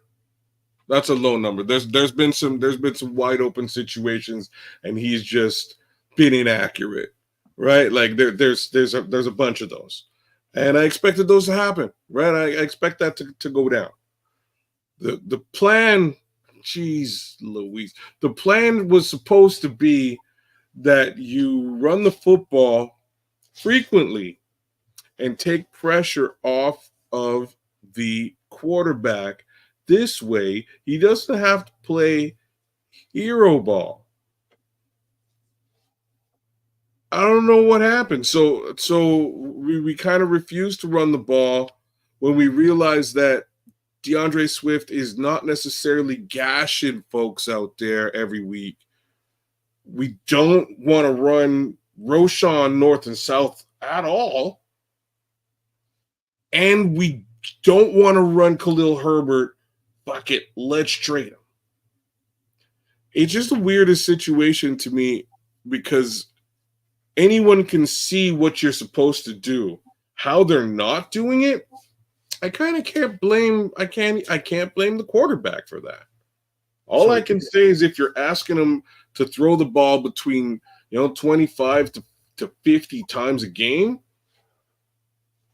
So you don't think Caleb plays a role whatsoever in the little rift that I can see on the outside that's going on in the offense? He's a person. He's a human being with a personality, and he's not playing up to his his personal billing. So I'll give you all of those things, but so it's the offense itself is the problem. So him not seeing the field, which you all agreed to, that he's not seeing it the way he is. There's clear shit I see on the all 22 that I'd love to share with you guys, but I didn't. On the all 22, there is guy after guy after guy, whether it's Cole Kmet, DJ, Keenan at times. It's wrong. It's DeAndre Swift. Is plays, and we accused Justin of this many, many days of big game hunting and looking for that deep ball and holding that ball too long and creating some of them sacks that he don't need to accept. If he just took what's there, you'll never go broke. Cashing the easy deposit. You know what I mean? And he doesn't cash the easy deposit. He looks for it down the field, and he don't mind scrambling around and running around in that outside the pocket and trying to create what he's looking for. And that's starting to create something, man, because there's early in snaps when I'm seeing 3 to 4 seconds into a snap where this guy's wide ass open and he just refuses to throw the ball to him. Whether or not you want to attribute that to him seeing the field or not, that's a whole other question. But the fact that he's got guys there and everybody's giving the offensive coordinator all this hell, I don't know that's fair to Shane Waldron, knowing that I'm looking what I'm looking at on the all 22, and this cat is just not throwing the ball to people that's open. Well, then that's another force of discipline. Because as a coach, you say, hey, rookie, come here. Stand next to me and learn. Tyson Bagent, take your ass out there and play, right? Until he knows what he's doing, anybody at any position, not just Caleb Williams, the quarterback, right? But any player who does not know where they're supposed to be, when they're supposed to be there all the time, another route, they should not be on the field. So I kind of agree with Coach Tripp in here, but I put that on coaching too. And why I say that is they should be reviewing just like you're seeing the all 22, Doc. They should be reviewing the all 22 with Caleb. Sorry, y'all. But they should be reviewing the all 22 with Caleb, going, hey, what did you see here? We were talking about it just the other day where Flus sat with him in the offseason and what have you. I'm not sure if it's supposed to be Flus or if it should be his quarterback coach or if it's Shane Waldron. I don't know who it is. But somebody desperately needs to be sitting with the kid and going, all right, so Cole Kmet's wide open here. Right? Why didn't you hit Cole Kmet? DeAndre Swift's wide open here. Why didn't you hit DeAndre Swift? You know what I'm saying? A lot of the time you're bang on, because I definitely saw the two of the Roma Dunze catches, and they're beautiful catches. Two of them were in situations where Cole Kmet was sitting in the zone for an easy catch. And he decided to find Rome a little bit deeper behind him and hit Rome. And Rome pulled both of those catches in. Again, the question is, do you go big game hunting or do you hunt for the smaller game, which in both cases would have been Cole Kmet, for a little bit less yardage. He chose to go deep. It worked both times. I don't know. You know, I know what it is, kid. I know what it is, dude. I'm gonna help you out. Is he's hearing the criticism about him not connecting on the deep throws. He's got DJ open, he's got Keenan open, he's got Rome open, and the criticism so far has been him not connecting on the deep throws, and he wants to prove everybody wrong about that, to the chagrin of some of this shorter route stuff that's routed up for him and called up for him, and that he's just not hitting because he's busy trying to prove everybody wrong that he can hit that deep ball to DJ or whoever. And he's looking for that. And it's costing us on the lower end of it because there's opportunity there. And I think that's what's going on. Y'all can tell me I'm wrong, but I'm seeing that when I look at the all 22. He's trying to prove everybody that's saying shit about him wrong that he can't hit the deep ball. I don't know what the psychological reasons may be, right? But I do know that for the last 3 or 4 seasons, I spent yelling at my TV to Justin goddamn Fields to throw the goddamn ball, right? Now I found myself doing the same thing to this quarterback, Caleb Williams. When he's in the pocket, throw the ball, but he's still standing there. And then, of course, now he has to scramble around and risk injury or turnovers or sacks. He's not hitting those checkdowns. Why? Don't know. But that is coaching. If he refuses to hit the check down, refuse to play his ass.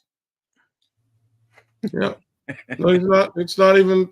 That's not even funny. I know you're laughing with him, but you're so bang on, Coach Trippin. It's almost that simple. You need to be in a position where you understand what the quarterback is seeing out there on the field. If you ain't seeing the right stuff, or if he's seeing the stuff and ignoring it, or if he's seeing the stuff, ignoring it and ignoring you, bench him. Bench him. Okay, now y'all sitting here telling me this. Think about this. Think about it and put yourself in. Imagine in the next game or so that they decide to pull him and put Tyson Bagent out there just to show him, hey, man, there's some things that you're not seeing on this field, and Tyson will go out there and show you. How do you think that kid responds to that, being Caleb Williams? How do you actually think? I mean, you could be optimistic about it, and I'll be all right with it. But whatever it is you think, imagine honestly what that looks like and how he responds to some shit like that. I'm not sure if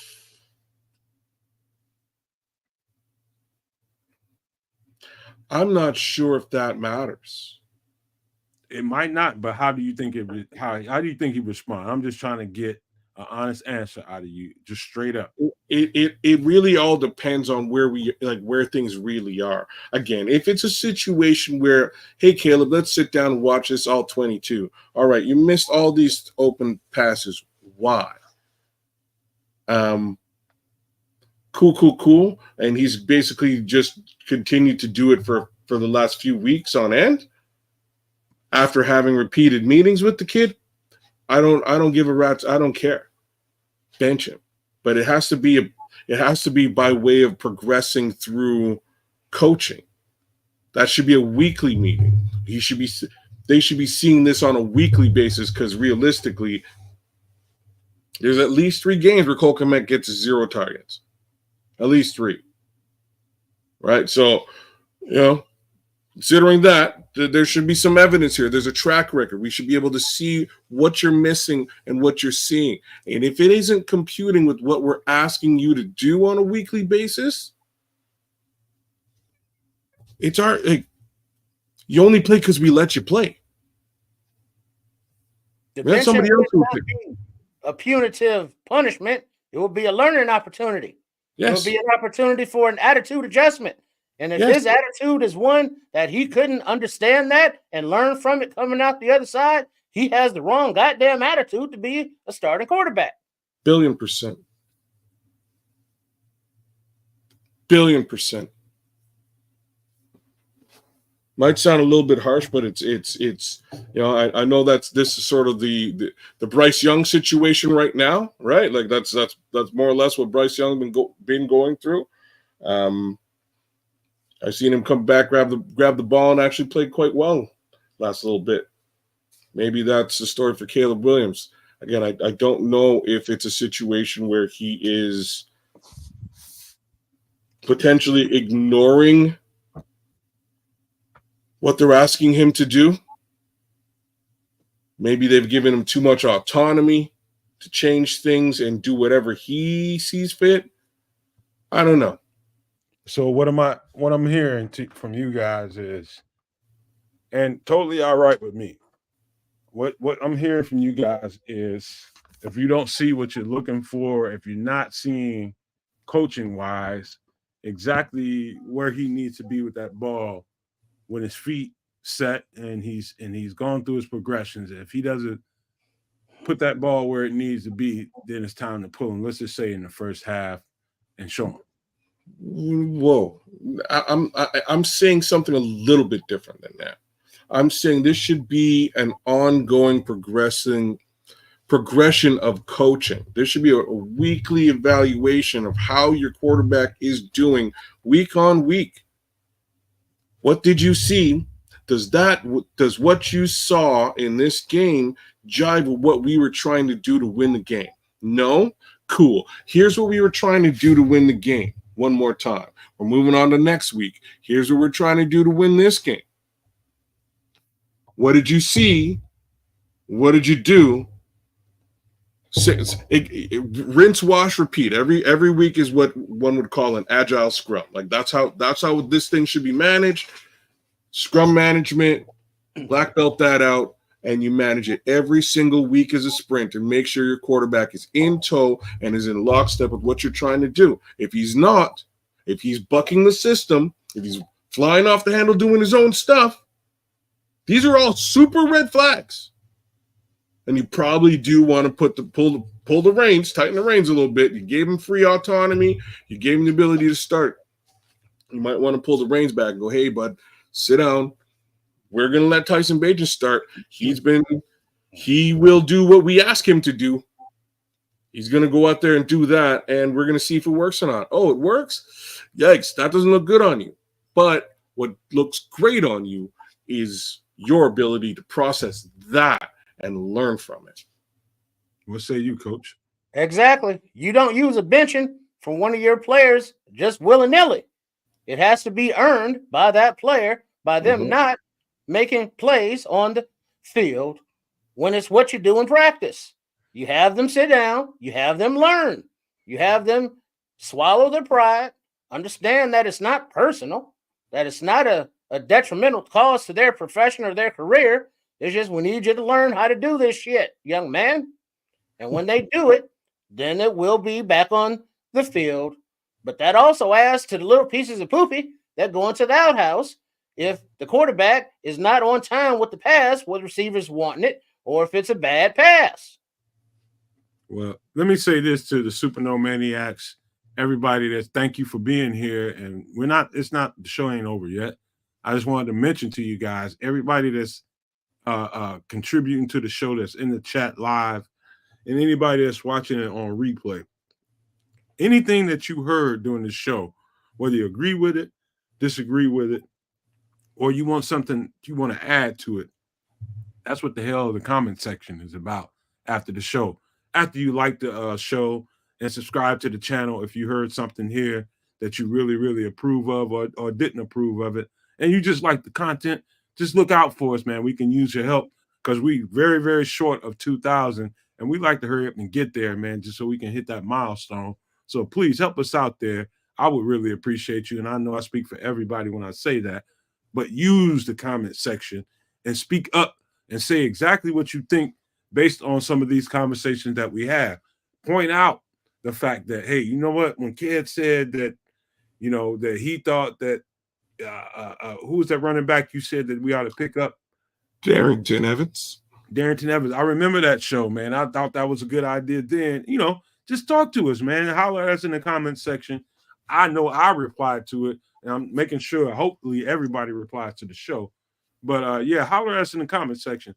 Let us know what you think about any of the stuff that we're talking about right now, whether you agree or disagree with it or indifferent. Doesn't matter. Just holler at us, man. So here's another thing that I wanted to speak on. And I'm not. DJ is like one of my favorite dudes. Period. In football, I just love DJ Moore for a lot of different reasons, man. DJ Moore is a tough motherfucker, and he's a gamer. And that whole thing that happened with him, and him going off the field, that's one thing I'm not really that wrapped up into like everybody else in the media wants to really harp upon.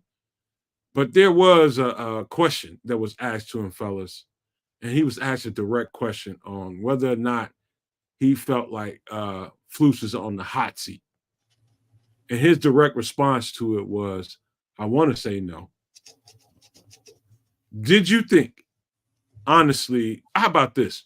What did you guys think of that statement? I just basically paraphrased everything that he just said.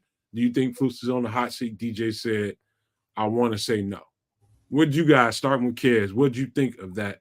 What did you think of that when you heard that? Or did you hear it? So the question wasn't about Flus being on the hot seat. The question was about whether Flus had lost the locker room. Oh, yeah, you're right. My bad. Thank you, Kedz. You're welcome. And I think Matt Eberflus has lost. I think Matt Eberflus has lost the locker room. I'll say that out loud. I think that DJ Moore was asked not to say stuff like that publicly the week prior. So I just think he just saved face there and didn't say that he's lost the locker room. Politically correct, huh? That's what I think. Probably shouldn't. Yeah, I want to say no. Not a full-throated. Can't really say, yeah, he lost the locker room 1,000,000,000% because he asked me last week.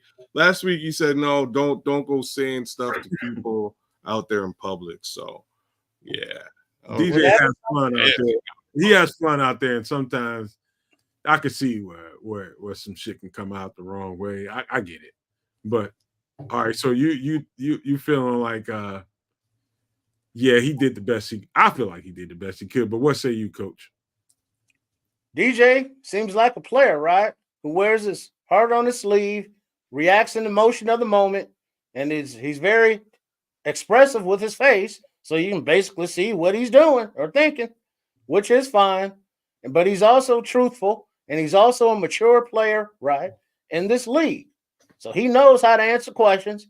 He knows that you want to be truthful, as the fan base want to know, but he also knows that the media sometimes stirring the pot. And they're asking questions, right, that would just make things more spicy than they need to be. So he told you an answer politically without telling you an answer.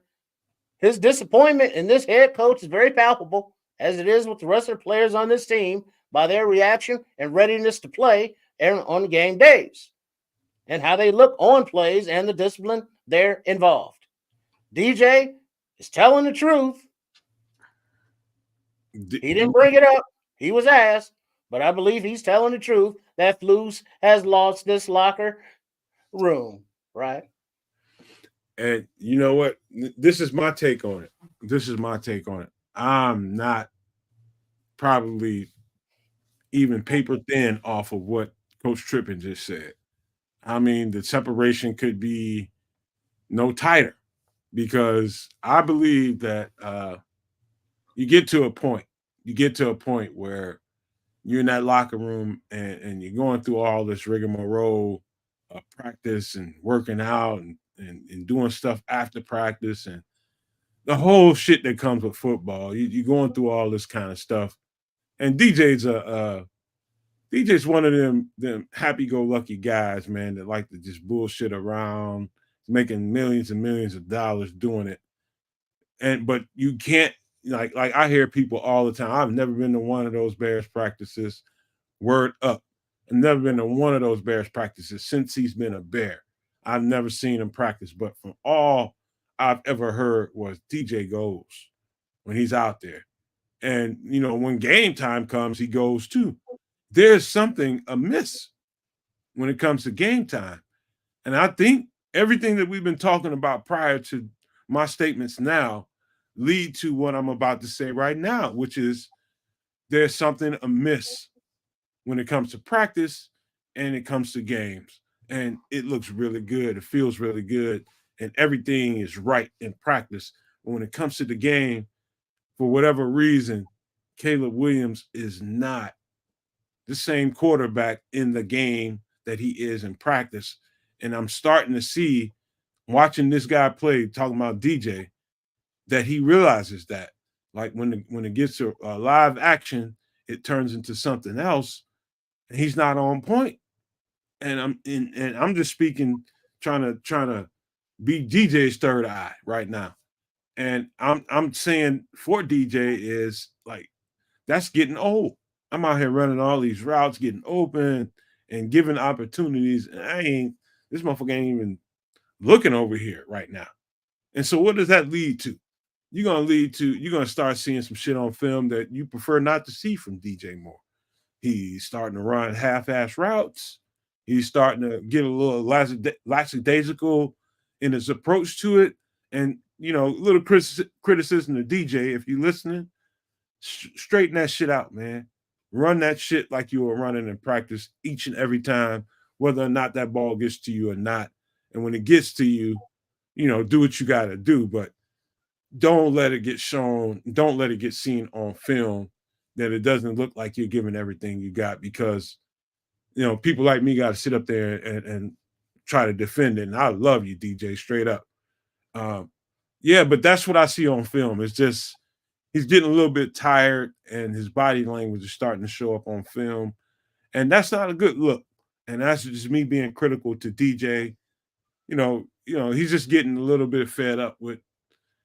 And this goes to the last part of the conversation that we're not going to talk about yet, but the shit was set up to win right now. And they're not seeing steps towards that. And I think you're starting to see the residuals, kids. The truth is the truth, whether people like it or not. I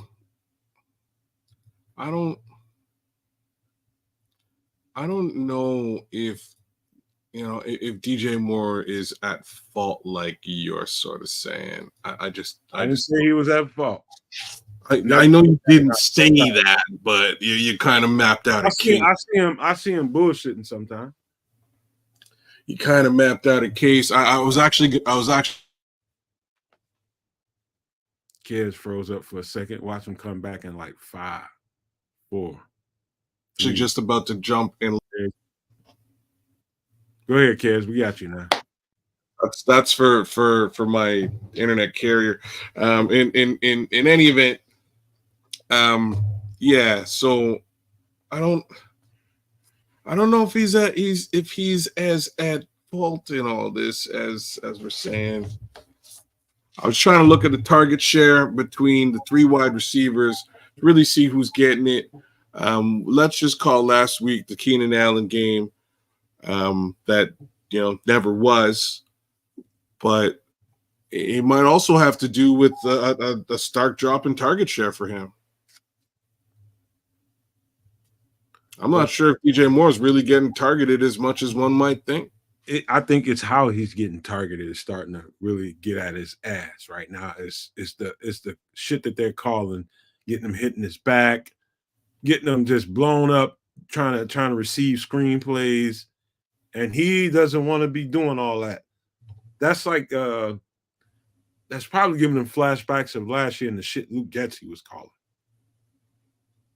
What say you, Coach? He's definitely disappointed in the way this offense is being utilized and the way he's being utilized within it, right? DJ Moore is a hell of an athlete, hell of a gamer. He's a gladiator out there. But he is not being utilized in the correct way by this offensive coordinator. Then when he does get the looks and then Caleb Williams misses him, right, that does not help with his frustrations. And being as expressive as he is, you can't help but notice it. Winning cures all. But this team is a long way from winning. And you say they're built to win now. I don't agree with that, right? I agree that they are built to compete now, but they are not, right, built to win now.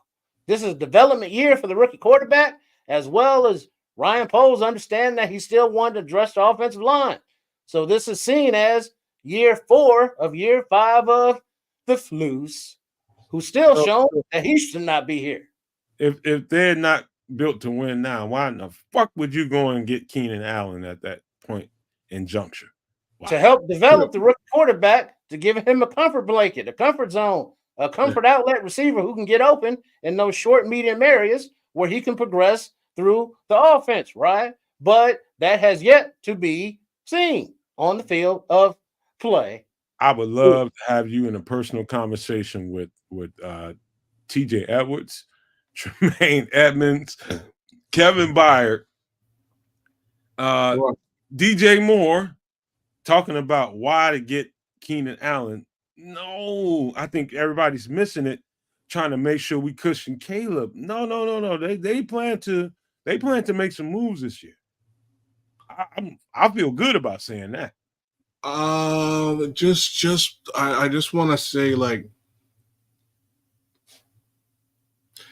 so you went and you got the extra wide receiver instead of getting protection for the quarterback.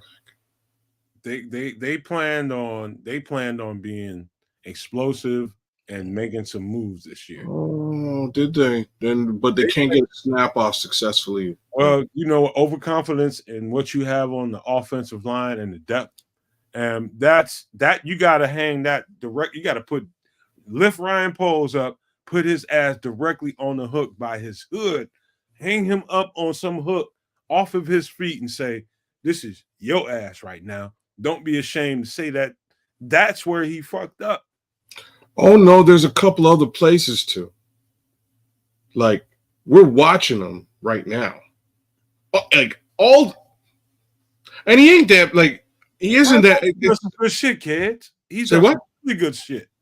And no, you gotta get him. You gotta beat his ass with a goddamn what you call those things, a cactus. Beat his ass with it because he deserves it.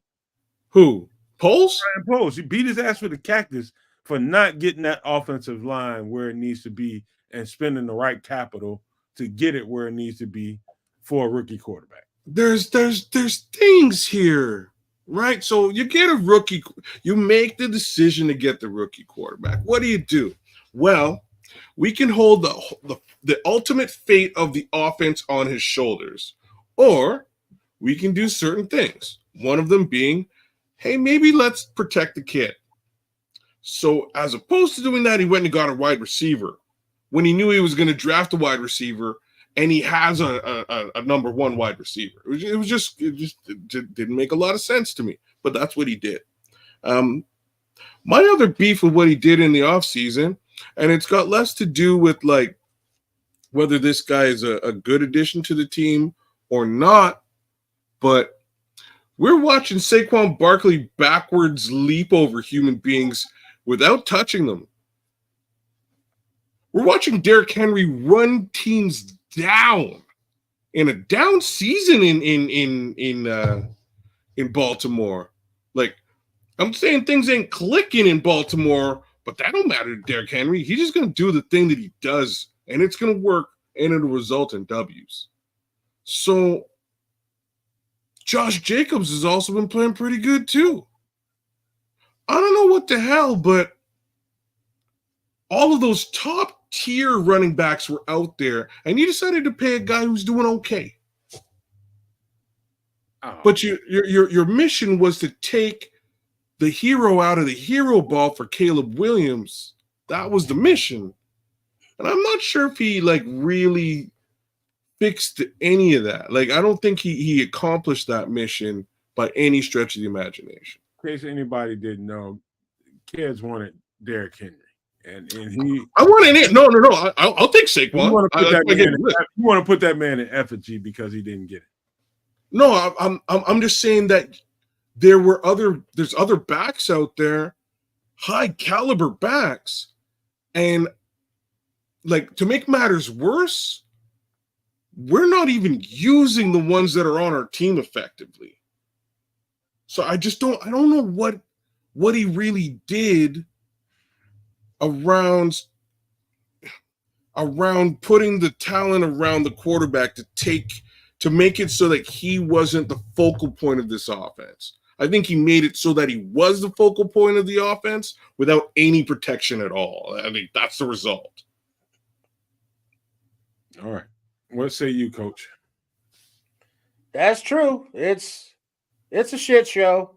You can't have one without the other, right? You can't have time to get the ball to the weapons from the rookie quarterback, having time to read the defense, right? Because he has no protection. So I don't understand how this offense could be successful with the sieve of this offensive line. But understanding what you do have at the offensive line position, right? The offensive coordinator needs to adapt the game plan for that to make it as beneficial and productive as possible to put his players in a position to succeed. Well, let me before we get off of this, let me pull up this statement or question from one of the Super Nomadiacs, FFG. Shout out to FFG Style saying, what would you think if they fired Flus and made Thomas Brown the interim coach? You know what, FFG, this goes right back to the conversations I've been having on this podcast for months about, and to this day, kids, I think is still skeptical about why I think they made those moves and buffered these coaches. I'm talking about Flus's coaching staff with the pieces that they buffered them with.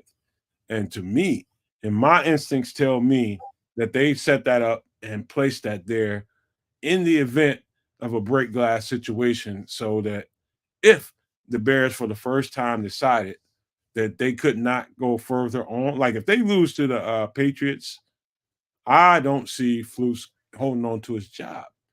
And what do they have in place inside that building to be able to replace that guy and be able to move forward and hopefully capture the energy of that locker room and keep this and get some momentum back going? And I think Thomas Brown was one of the reasons why Thomas Brown, Eric Washington, and I would throw Shane Waldron in that as well. There's three guys there that I think they feel like they have really good replacements for if something goes left. And yeah, I could see that actually happen if they Ramondre Stevenson the shit out of us this week. I don't see Flus holding on to that job. I think the noise is going to get too goddamn dense on the outside for them to hold on to Flus.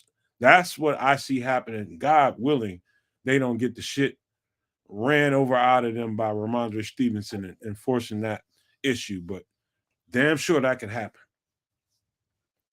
The sooner that it happens, the better, because we know what Flus is. We've seen what the sample size is. He is doing nobody any favors staying in this locker room. The talent on this team, right, is too good to be what their record is. The talent on this team is too good to play the way they play for the majority of these games. That is a coaching issue. You get the right personality leading this team of personalities, then you will have more heart, more determination, and more fire, more passion, right, on the field of play. And anything could happen when you are playing balls to the wall as opposed to just going through the motions. Kids, before you react, let me say this one more time before you say what you got to say. I believe that there was a strong indication to fire Flus during the offseason. And I believe that, from the front office, so I'm talking about from Kevin Warren on up to the McCaskies, I think he might have got them convinced, like, we need to buffer this guy because Ryan Poles wants to roll with this guy. We need to buffer this in case this shit doesn't work out. Do we have the pieces in place in case we need to do something?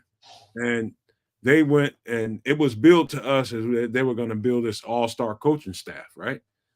You heard that like 20 times, that they were going to build this all-star coaching staff.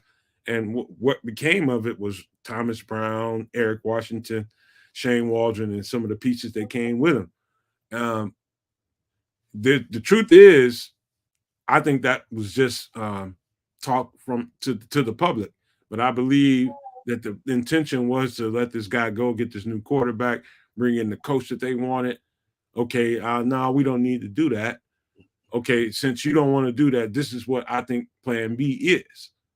Get these guys hired, and in case we need to go that route, this is what you have. Now, this is just me, in my opinion, but I think that's what happened. That's just my opinion. I could be dead ass wrong, but I instinctively feel that way about the whole situation. All right. So first off, what it do, Marlon Johnson? Shout out to you. I'm gonna hit this a little bit like this. If that was the plan going in, if the plan going into the season was let's retain Flus, but in case he really does suck, let's back him up with these guys. That's got to be up there with the worst strategies known to mankind. No, I like it, kids. I don't think that's the worst thing in the world because why not just get a guy who's not going to suck? 12 months ago, you didn't see Flus as the worst coach in the league. You didn't. Me? No, you did not. Are you nuts? I was yelling Harbaugh all month long. Let me cut it short out just to show you. Dude, so are you saying I wasn't calling for Harbaugh? Is that what you're saying? You didn't see Flus as the worst thing smoking the way people feel like they feel about him right now. You didn't feel exactly that way. This guy? Yeah, that guy. Bro, I've been calling for Jim Harbaugh all off season. I don't know how you missed that. The two things, it's not singular, kids. You could have been calling like you did. You called for Harbaugh for a while. But I said you didn't feel like you feel right now about Flus. No, I have. Because it's a trend. I'm gonna make this short and murder. And you feel free to go back. I've definitely been asking about Matt Eberflus's ability to manage the clock and manage timeouts over the course of his tenure here. That's why I'm on the like maybe it's time to say bye-bye train. You know what I mean? Like that's why I'm on that train. It has everything to do with those two specific things. If you know how to manage the game and you know how to manage the clock, I think we might have wound up winning that Denver game. We might have wound up winning. You know what I mean? Like the list of things are a lot longer. So I haven't been on the super pro Flus train at all. I said I liked his beard. You know what I mean? I thought the beard looked good. What you doing like his beard for, man? God damn. Because I got a beard, you know what I'm saying? Like, hey, like I can respect a man's beard. Like best I can do. Beard, man. Fuck his beard. Wow, his coaching ain't really doing nothing for me. You know, I'm the same guy who's asked, publicly asked, like, when was? I'll do it again. So, do you guys remember that time that Matt Eberflus did that thing and we won that game? Remember that time? What you talking about? Exactly what I'm talking about. The answer is there isn't a time where Matt Eberflus did that thing and we won that game. No, don't do that now. But Coach Trippin, you remember that time? Matt Eberflus, right? He has time and time again pissed away wins and snatched away victories from the jaws of defeat, or however the fuck you say that expression. He definitely got more of those. He snatched away defeats from the jaws of victory. He calls vanilla plays on the defense, giving up big plays and points. He doesn't know when to call timeout, right? He doesn't know when to challenge a play, right? And when he does challenge it, he gets it wrong. Then he stands there looking like a goof ass. And we've gotten season after season of a game plan of seeing him on film doing these things. And after the game, never takes accountability. It's always the players didn't execute. He is not a leader of men. Matt Eberflus does not represent the soul and the spirit of this city or this franchise. He will not be productive as a head coach here. And as soon as we cut bait, the better. I hate to even, I just accuse Kedz of what I know to be true is he wasn't that hardcore about it. But yes, he did call for Jim Harbaugh pretty hard. But the way we feel about I'll give you a little bit of leverage here on this, right? So what I will say is that at the end of the season, I wasn't a hard out on Matt Eberflus, but I was a hard out on Matt Eberflus if you were drafting a new quarterback. That was just sort of where I was. If you were going the other direction, retain everybody, run it back, get the haul, get rid of Matt Eberflus next season. As in like after this season, which is where we are right now anyhow. That is basically where we are. But I saw the opportunity to line up the quarterback and an incoming offensive mind who would apparently love the coach here. That's what I was calling for. So the how Matt Eberflus wound up back here again, and how polls sort of decided, to get back to your original question, right? Which is really FFG's question here, right? So I'm not with it with the interim coach thing. I was going to say that out loud. I'm not with it. I don't care who it is. If it's Eric Washington, Thomas Brown, Shane Waldron, there's a lot of characters there that it could be. And if that's the case, great. But all of those guys, just recognize, all of those guys get flushed out in a couple of months anyhow. So it's great that we have a guy who steps into a role for a bit, and maybe we might win a game or two. If we're at this level, we're not going to the playoffs. There's no deep playoff run. Super Bowl is laughable. And again, those coaches are getting fired, and somebody's coming to replace them come March. I think you can do more negative, more bad than good by retaining the Flus in this locker room, right? If he's lost it for sure, then letting him go and elevating one of these assistants. I agree. You know what, Coach Tripp, that might be the overarching through line in the whole thing is the fact that he's probably lost these guys and the key pieces that really make this thing go and make this thing work. Those guys that FFG, I think it was FFG that pulled up, the guys that's in that captain's meeting and the leadership meeting. If he lost those guys, he's definitely sitting on death's door. There's no fucking bullshitting about that. He's on death's door when it comes to a coach in Chicago. Here's my thing with it. Now, you talking about a guy that grew up watching Steelers and watching Ravens and noticing that they don't do coaching changes.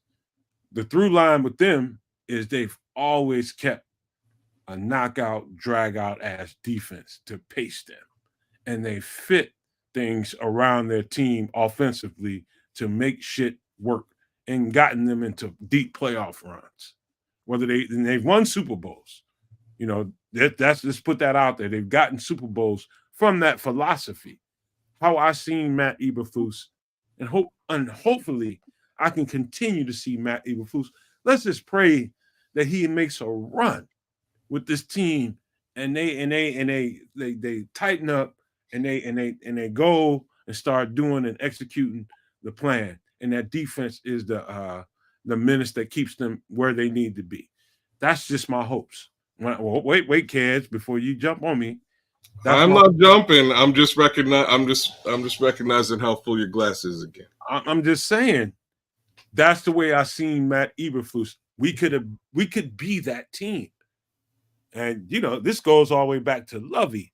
And the way Lovey's teams were is you always had that going on. You can go from a 7-9 record to an 8-8 to a 11-6 record to he's had teams that were consistently good, and they made playoffs, and they were competitors. But if you don't have some consistency in your front office, to make sure that if you think you got the right guy, then you keep that guy situated, and you keep adding pieces and helping that guy bolster this shit. If you thought Matt Eberflus was that guy, then I'm with you. But the minute and the second that he's losing the guys that are there to do the battle for him, then I got a problem. That's where I'm seeing shit starting to come a little bit untied, a little bit unlaced, and a little bit unglued. And some people might say a lot, but I do believe I see the signs that the off that I'm talking about in that thumbnail is partly and largely due to him and the decision making thus far in this season, man. I think when they don't have confidence in you no more, it's hard to grab that back and put that toothpaste back in the tube. To me, that's where we at, kids and coach. Can he redeem himself from here? I know I'm gonna get a hard no from you guys, but I get it. Well, in order to redeem himself, he would have to take the victories. And there are certain things that we've already pointed out that this team does not do, right? The defense cannot stop the run. The offense cannot protect the quarterback. So every future subsequent game, they're going to blitz the shit out of this offensive line, and they're going to gouge the defense with the run. That will prohibit victories right there. Any more losses, especially against the worst team, theoretically, right, in the league, in this Patriots team, dead man walking. Why is he even still in the city, in the state, in the zip code? Coach Trippin, thanks for showing up, man. Big respect to you. Give Triple R a big hug or a punch in the face. Either one, I will accept either one. Look, yeah, man. All of that. There's no way. There's no fixing this now, really, for Matt Eberflus. And I think if he loses it, I don't know what to tell Bears fans. I think it might be I hate to say what I'm about to say. So like that little punch in the face dig, or just a little nice little dig, y'all can apply that to me in a second here. Because if the Bears lose this week, he might be gone. Even if they win, he has to win impressively, right? There can't be no squeaky 1-point possession game wins. If he wins, this is the Bears. They will just ride out the season with him as it is, right? Like they'll ride out the season. He'll be here to the end of the season. But if they lose to the New England Patriots in substantial fashion tomorrow, Sunday, they might actually let him go.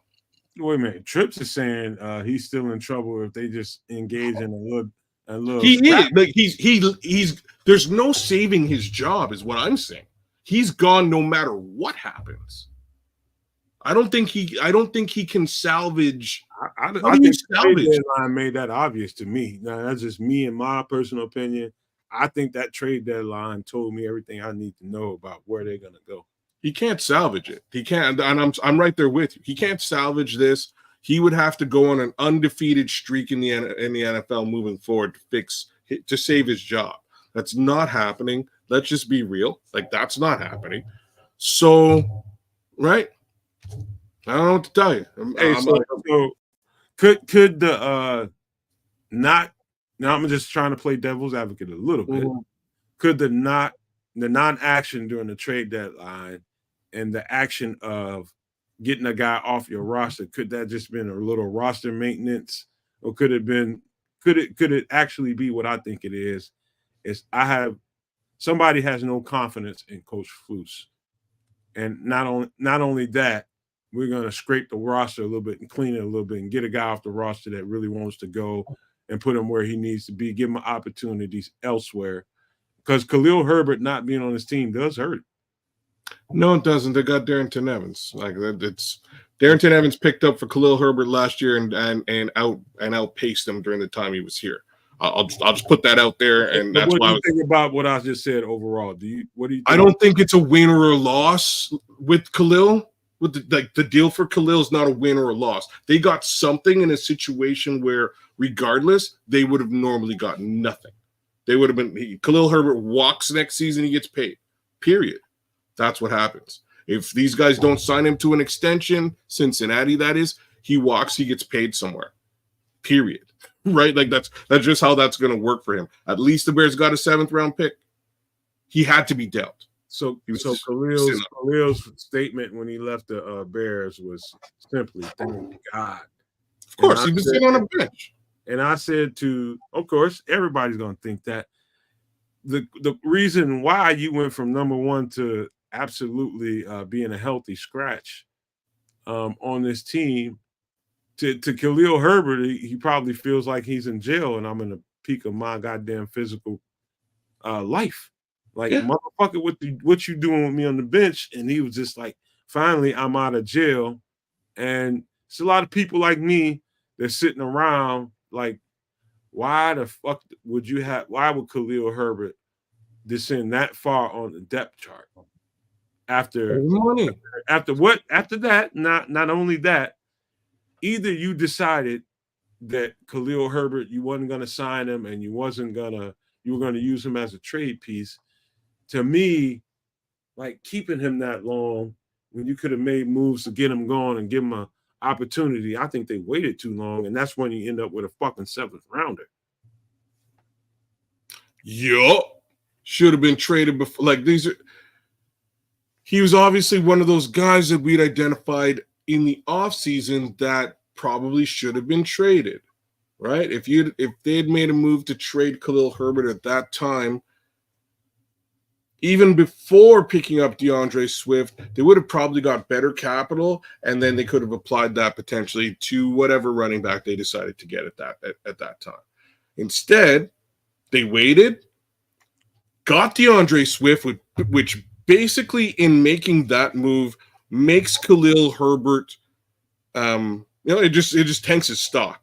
Oh, you guys made it. You don't think the organization that you're with doesn't think that you're that good? Even though you started for the most part all last season, the organization that you're with doesn't think you're that good. They've replaced you, so we're going to offer you something less. So they needed to move him earlier into the cycle. Instead, they replaced him. In replacing him, tanked his stock. Kind of sat around. They decided to re-sign him instead of even cutting him in the offseason. Why keep him if you're not going to give him any run? Might as well just cut the guy at that point, save the cap space on the running back, and brought in Darrington Evans then. It looked like to me that was more of an asset management move by Ryan Poles with Khalil Herbert, as Velus Jones was just released and waived rather. He was not traded, as nobody saw the value, but when he was available, now he has a job, right, in the Southeast. But also, Nate Davis was supposedly on the trading block, and Ryan Poles was willing to eat some of that salary. But either through the course of injuries or nobody wanted him. But all the activity during the trading deadline seemed to be on the outward move. There were no incoming players, or the prices were too high, and Ryan Poles decided to go with the draft in the offseason. But it's still perplexing to me, as Ryan Poles came from Kansas City, where he witnessed them build a dominant offensive line. Ian Cunningham came from Philadelphia, where he witnessed them build an offensive dominant line. I do not understand how they get in their own position where they're the HNICs, but their offensive line is shit. Hey, check this out, fellas. Before we get ready to wrap this thing up, we about to wrap it up. But I'm a movie watcher. I'm a horror movie watcher. I'm a suspense movie watcher. I'm one of those dudes. I'm just picturing this. So what's the chances of, in this movie, Matt Eberflus comes walking in his dark home, and he opens the door with his keys, and he closes the door and locks it, goes to the first lamp that he sees and turns it on, and Kevin Warren is sitting there with a trench coat and a goddamn one of those mafia hats on, and saying, with a cigarette in his mouth. What are the chances that I feel like, because Ryan Poles has put on so hard for Matt Eberflus, it's like I can see, and that's why Kevin Warren is in that thumbnail. I can see a world where Kevin Warren puts the lean on Ryan Poles and saying it's time to cut bait. Do you think that's a real world to actually think about? Like, I'm talking to scenario of a movie like Kevin Warren sitting in his fucking house, but I'm putting it that way to say that maybe Kevin Warren's influence might become something that we need to talk about.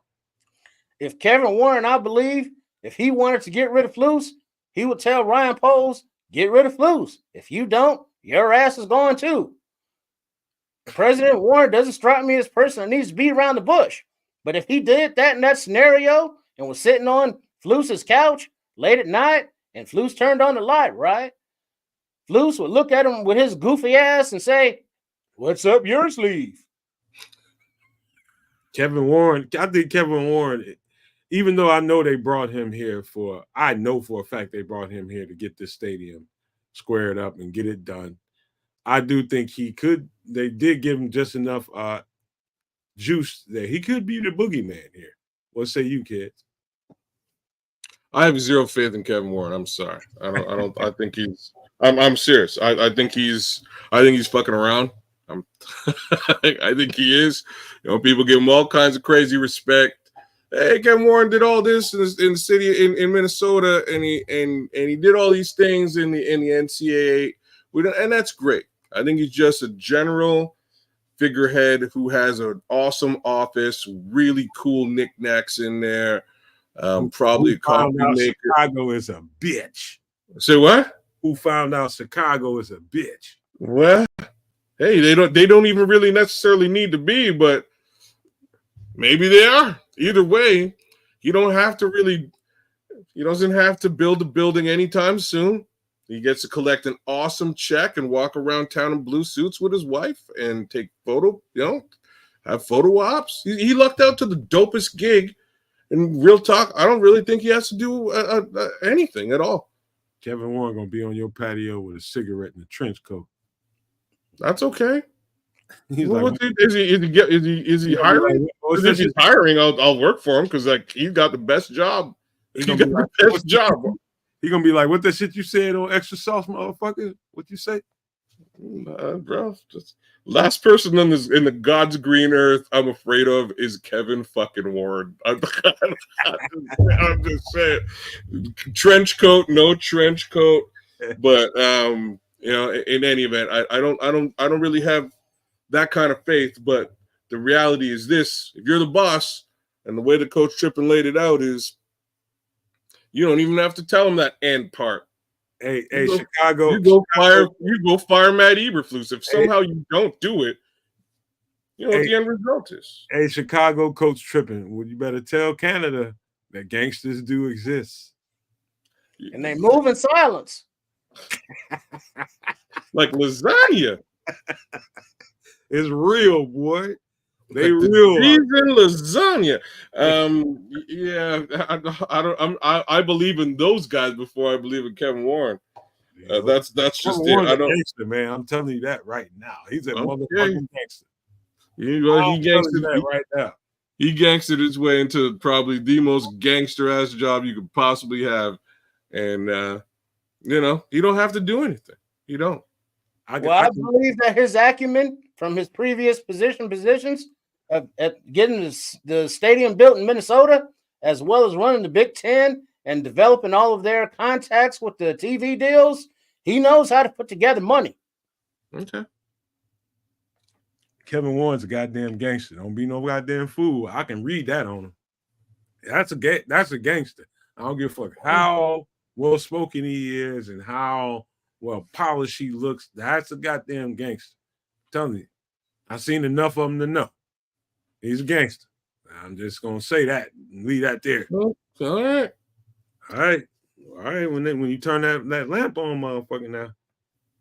Don't act like I ain't tell you. Yep. My level of fear for like a regular human being is super low. Kevin Warren is somewhere beneath that. You know what I mean? Like I'm yeah. Trench coat or no trench coat. I just don't see. I don't see him doing anything in the city of Chicago. I see him getting fired in a couple of years when there's no stadium built. He'll just walk, or he'll, like I say, getting fired, but he'll probably actually walk off to a better job. People like him don't get fired; they just walk away. Fair. He'll probably walk off to another job one time. I just don't see him doing anything at all of any consequence. He's gonna get something going, and when he gets it going, he's gonna see it. I guess to the at least to a point where you can see its structure. He'll walk away and then come back when the ceremony, when the shit's done, and do all the shit that he needs to do and walk to the next situation. He's not going to be no long-term Chicago Bears figure for sure. He's going to get what he came to get done. And when he's done, he's going to walk away from this shit. That's how motherfuckers like him move. I don't think he's going to get anything done at all. Because if he actually does get something done, if he does, there's no reason he should ever leave. Just to put that out there. They'll never fire you, bro. You know what I mean? Like, to be honest, Ted was here for how long was Ted here for? Like 30, 40 years? This lady's like 100. You don't have to go anywhere, Kevin. You don't have to go. If you actually do build the building, let me give you a little bit of insight. There's a yanking and a pulling and a tugging for a football team in Nashville. Been talked about for probably that I can remember 5 years, 7 years or so. There's opportunities there in Tennessee for, and they have the Titans. I was just gonna say, don't the Titans play over there? The Titans might not be there forever because of the ownership. That guy that used to own that team, I think, is dead. And so there could be some moving going on. You know what I mean? So that's all I'm gonna say about that. And there's gonna be a lot of money getting tossed around and make some shit shake. And again, if there's a bigger opportunity for Kevin Warren, but he's the type of guy who will jump ship and take that larger opportunity. He's exactly that type of guy. I'm just saying that the McCaskies would, they'd never let you go. If you actually accomplish something here, they'll never let you go here. You're baked in. You know what I mean? He's baked in. He doesn't really, if he gets this building done, he doesn't really have to do anything ever again in the city of Chicago besides collect checks and wear blue suits. One thing I would never say about a billionaire is I would never call that man a soft motherfucker. Like, who? McCaskey's a billionaire. McCaskey's a billionaire, and he comes off as a really, really, really nice guy that looks like a pushover. But you just don't know what probably goes on behind the scenes. That motherfucker can get you touched. Straight up. Well, he's got $1 billion. Yeah, he can do all sorts of things I can't do. Doesn't mean that he's a good businessman. Oh, yeah. I'm not saying that at all. I'm just saying, motherfuckers like that. It's like there's this energy out here and these ways of thinking that like anybody can just walk over here and just walk all over the McCaskies. Like, I don't believe that all that to be true. Bro, they're not like I know what's his name just did it, Ted. But they might did it for probably some shit going on there. Yeah, for 30 plus years. Like, bro. 30 years, there's got to be some other shit going on. Come on now. There's definitely some other stuff going on, but even then, I don't. The facts of the matter is the McCaskies have been able to make, billions of dollars strictly off of the brand and the sport, not necessarily providing anything by way of a winning brand or by winning anything, except for in 1985. Right? Like that's it. It's the brand they established for $100. That from an outsider's point of view, and you don't see what might be shaking on the inside. You're looking at straight out on the perimeter, and the other way to think about it is what could be going on the inside. There's a lot of things that happen within the organization that you don't get, and we don't get a chance to witness that really, really bonds people to each other And it could be some shit that you probably don't care to know about, but it could be going on behind the scenes. It's just shit like that. You looking at it on the perimeter, and that means nothing to a fucking billionaire who gives a fuck when you're a billionaire what the fuck you think about what this shit looks like. Well, it also looks like this ownership, right? The McCaskies like to micromanage things. They only hire the coaches who are first-time coaches, retread coaches, or the coaches trying to get a name for themselves. And they will do what the McCaskies say. Anytime this organization has the opportunity to hire a coach with a track record, that coach never gets hired here. We wonder why some offensive coordinators, defensive coordinators, or head coaches are on an interview and it's like, yeah, this is the top guy, but they end up going to another franchise, right? That's because there is something going on in-house in Hallis Hall that the top coaches are not allowed to be themselves because there's a format or a mold that these McCaskies seem to like, right? And as long as the coach fits that mold, is a nice person and a very calm and happy demeanor go guy, they will love him. Coach tripping. Let me just throw this. This is the last thing I'll say about it. And both of y'all can answer this. So imagine you being a billionaire and every 3 to 4 years you got to deal with this shit. We bring a guy in and he doesn't work out. Next thing you know, we got to go through that process again. Now you talking about a guy that lives in a billionaire bubble that doesn't really see regular life like you and I and Kedz goes through. They don't see normal people shit. They don't have to deal with it. They live in a very, very comfortable bubble, and they're making billions and millions while they're doing it, hundreds of millions. And every now and again, I got to do some things to make these people that buy our product happy. And you find yourself in a perpetual situation.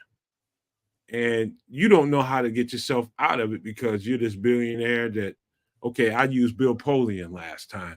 And Bill Polian brought me Matt Eberflus and gave me the advice to grab Brian Post. Right now, that's not the best situation. And I think I'm just thinking of myself as, one of the McCaskies. So right now, I'm feeling good about what Poles has brought to the table. He's putting a solid team together, and we like what we got. But it's looking like I'm going to have to let go of Matt. Matt, I like Matt. I really like Matt. I've gone to meals with him. I've had meals with him. I've had meetings with him. He's been over my house multiple times. You got to think of what people like him go through, and it's about relationships. It's about relationships and what kind of fondness you have for individuals. And it seems to me that he's finally figured out that you need to leave some of this football shit. Matter of fact, you need to leave all this football shit to these people here. And he's got these people in place, and that being Ryan Poles being one of them. At some point, when Kevin Warren and Ryan Poles get together and say that, you know what, we're going to have to do something. And we're going to have to start a process to get another coach. That's just going to have to go through him. And to him, it's going to be like the worst headache in the world. Like, I got to go through this shit again. You guys, I hired you guys so that I don't have to go through that. Tell me who I need to get and pick up and pay for and hire, and I'll do it. Don't bring it to me. I hired you guys so I don't have to fucking deal with it, and I can go fucking be a billionaire. That's the space I think we're heading to. Well, that's the question that we are trying to determine as a fan base. The McCaskies said that, well, when I hire these people now, I'll let them handle the football side of the operations, because he, meaning the owner, the billionaire, is a fan, and he has no particular insight on how to manage or run or draft any players, right? But now we're put in a situation again where now the general manager is not hiring his head coach, or that head coach is not hiring his coordinators, or that president is not hiring his general manager. It's a hodgepodge. And now you have to fit in the people who are willing to come into a situation like that. And those people are not usually the brightest and the best at their positions. There's somebody looking for a job who can be decent and have a nice demeanor that the McCaskies will like. Now, if they were billionaires that really cared what the fan base thought, and if they were fans themselves, they want to win. It's not about friendships, it's about victories. And so they will do what they got to do and spend some money and go out and get the coaches and the players that have a track record of winning and not retreads or first timers trying to save a buck when they're billionaires. You got to spend some money to make some money. It don't mean that you will win, but it will increase the goddamn odds. He's like Ryan, Kevin, don't call me. I've got $10,000 kimchi on my plate. Don't fucking call me. Take care of it. There's 10,000. I didn't even know there's $10,000 kimchi. First off, kimchi sucks. I wouldn't pay $10,000 for kimchi. I was putting that out there. Well, there's folks out there who love some kimchi, but like not this guy. Look, my beef is a much grander beef. So when you know how you started this thing was like I'm sort of taking an outsider's look at it. I look at most things I look at as a businessman. That's where I start at. And I look at the remaining businesses out there in the NFL. And for the most part, there's only a few mom and pop shops like this one. There's the New York Giants. I would say the Steelers, I think, are probably the only other one that's kind of like this. Everybody else has has divested out of football and has an actual tangible business that drives the economy, the revenue, if you will, for the organization, so that you don't really got to nickel and dime over coaches or any of that. You don't have to worry about it. Why? Because you have another business that's making money. So because the lady is 100 years old, I understand she's not going to be out there doing the entrepreneur thing. Mr. McCaskey clearly doesn't really have any thoughts to do that because he's too busy dealing with mom and throwing money into the sky and enjoying his life. And I don't blame any of that on him. But somebody, by way of board of directors, should at this point be like, look, let's divest and make money. And that's part and parcel as to why Kevin Warren is here now. Because they're like, we've never done any of this. How can we make money off of this thing outside of just football? Kids, use your good. You're not a numbskull. Use your good mind and I'm not sure why the fuck you think I'm a numbskull? Because I think these guys should make money. I said you're not a numbskull. Yeah, but most people who say when you finish your sentence. But what I'm getting at is, why in the hell would you be urgently trying to do this or that when you know you have diehard people that will not turn it? No matter what you do, you're gonna make a few $100 million a year, and you're gonna divvy up a small portion of that to do things to make sure this is covered, that's covered. Put a little bit more in the merchandising. Blase Skippy, all the little bit of proceeds that you talk about in your red, he's still gonna leave with a couple $100 million on his plate. Why in the fuck, when you have this diehard of a fan base that won't turn on you regardless, there's no urgency to really change? You know what I mean? And to me, that I think that's the main theory of everybody's argument is there's no where I was going. The lady's 100 years old. It's not that I'm a numbskull, it's that she's 100. No, I said her son is in his late 60s, and he also has no entrepreneurial want. Neither one of them want to do anything along those lines. I didn't call you a numbskull. I'm saying you're not a numbskull. Use your good logical mind to think about why you haven't seen significant change. And I was pointing to that. I'm not taking it personally. I'm just saying that's where I was going, right? Like where I was going is that the two figureheads of this organization have no interest in diversification, which means that they're stuck micromanaging this business. That's what this means. Somebody by way of board of directors should be building this thing out. And that's why I'm saying that's why Kevin Warren is here, so that they can actually build out a stadium, potentially actually divest into business outside of just the business of football. That's the problem. I'm not saying they should give up the Bears, sell the company. That's stupid. You know, the fans left, right, and center are like, the McCaskies have to go. This thing will never work with the McCaskies. Well, they have $1 billion business, guys. They're not going anywhere. I think right? what you're getting at is, and this is the last thing we're going to say before we get out of here, because this conversation can go deep into the motherfucking night, and it doesn't need to. I think they don't have the right people inside the building to help pace them and to keep them new and to keep them on the cutting edge of where you need to be a competitive franchise that everybody just like, ooh, I love what the Bears are doing.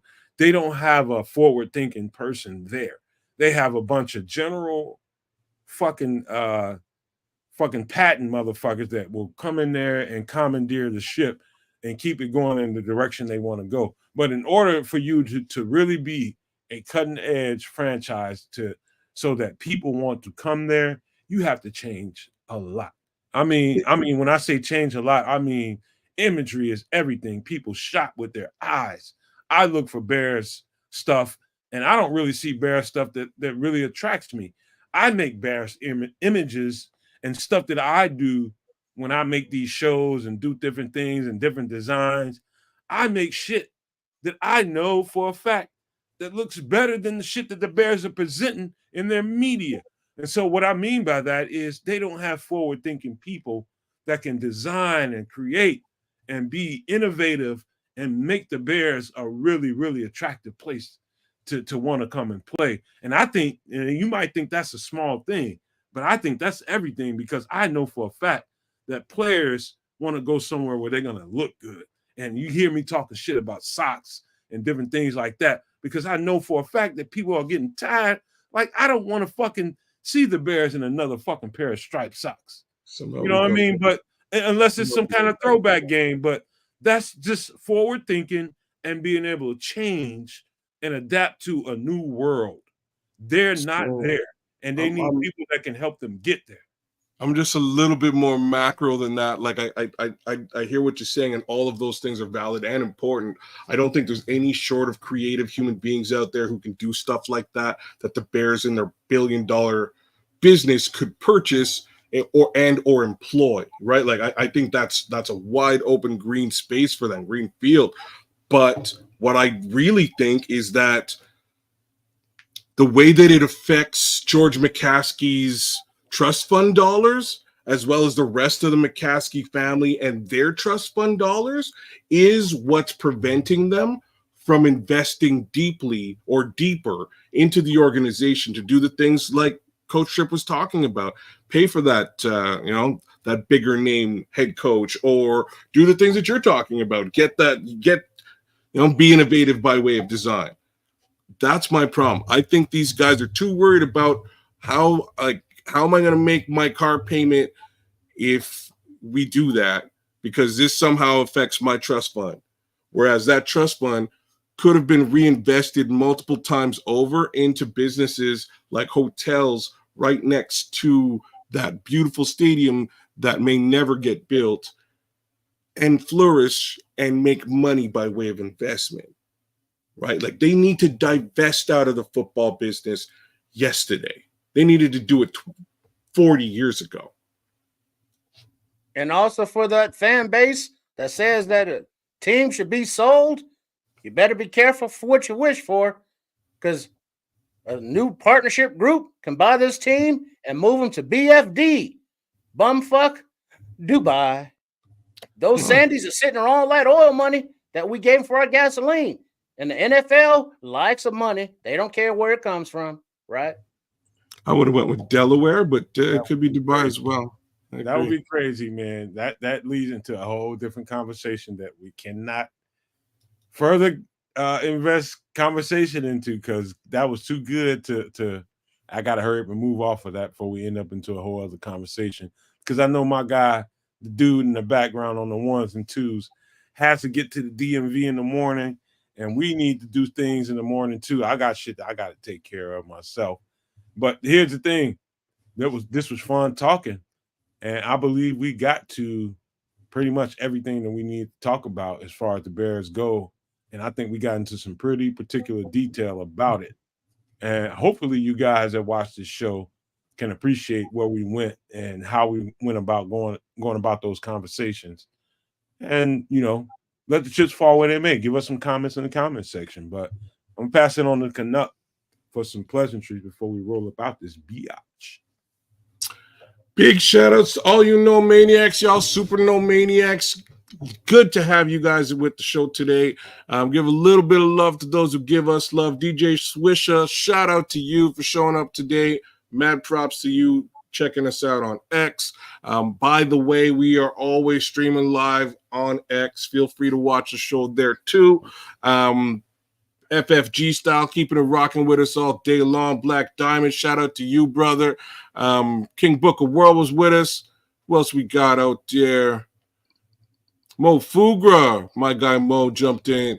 Super No Maniac Mo Fugra, Super No Maniac Joseph Archer. Awesome to have both of y'all. The Nodge was with us. Super No Maniac, the Nodge. My guy, Bears fan, Bear Down is out there. Bear Down to you, brother.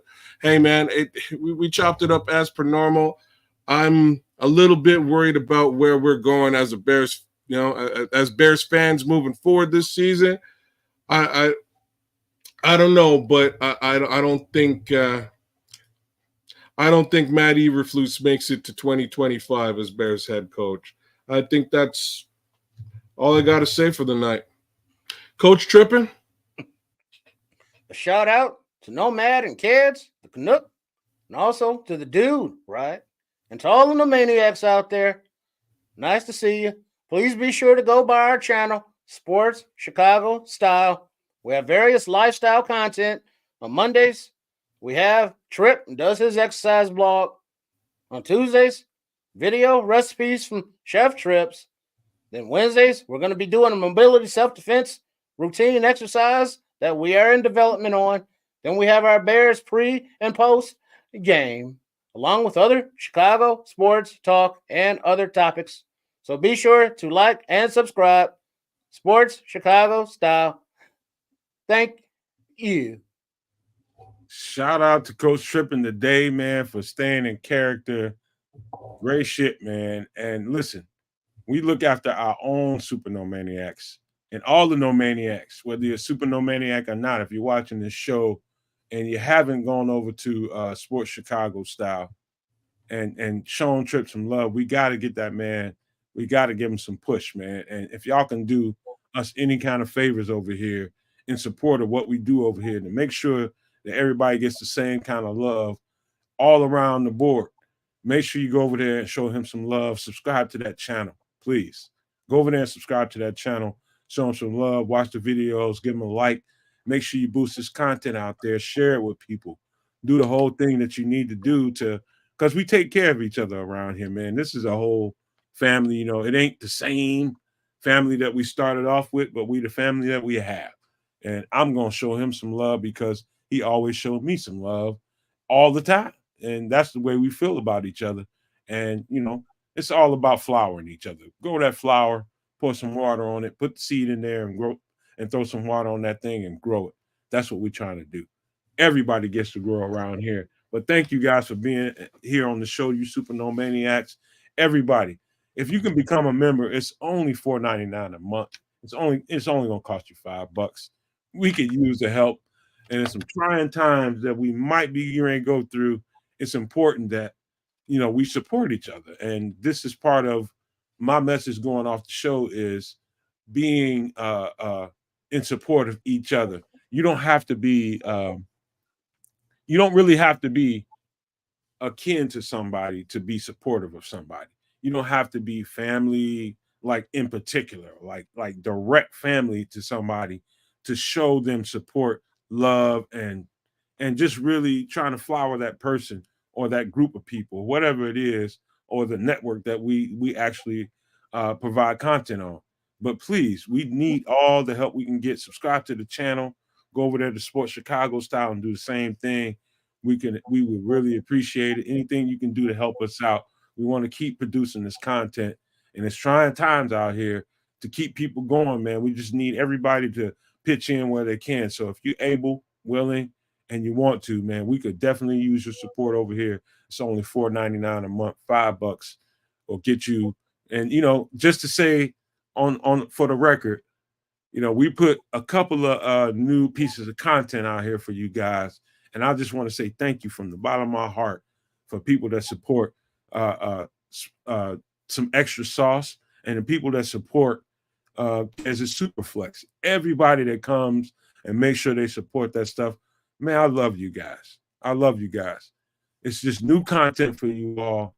And I know it takes time for us to grow that kind of stuff.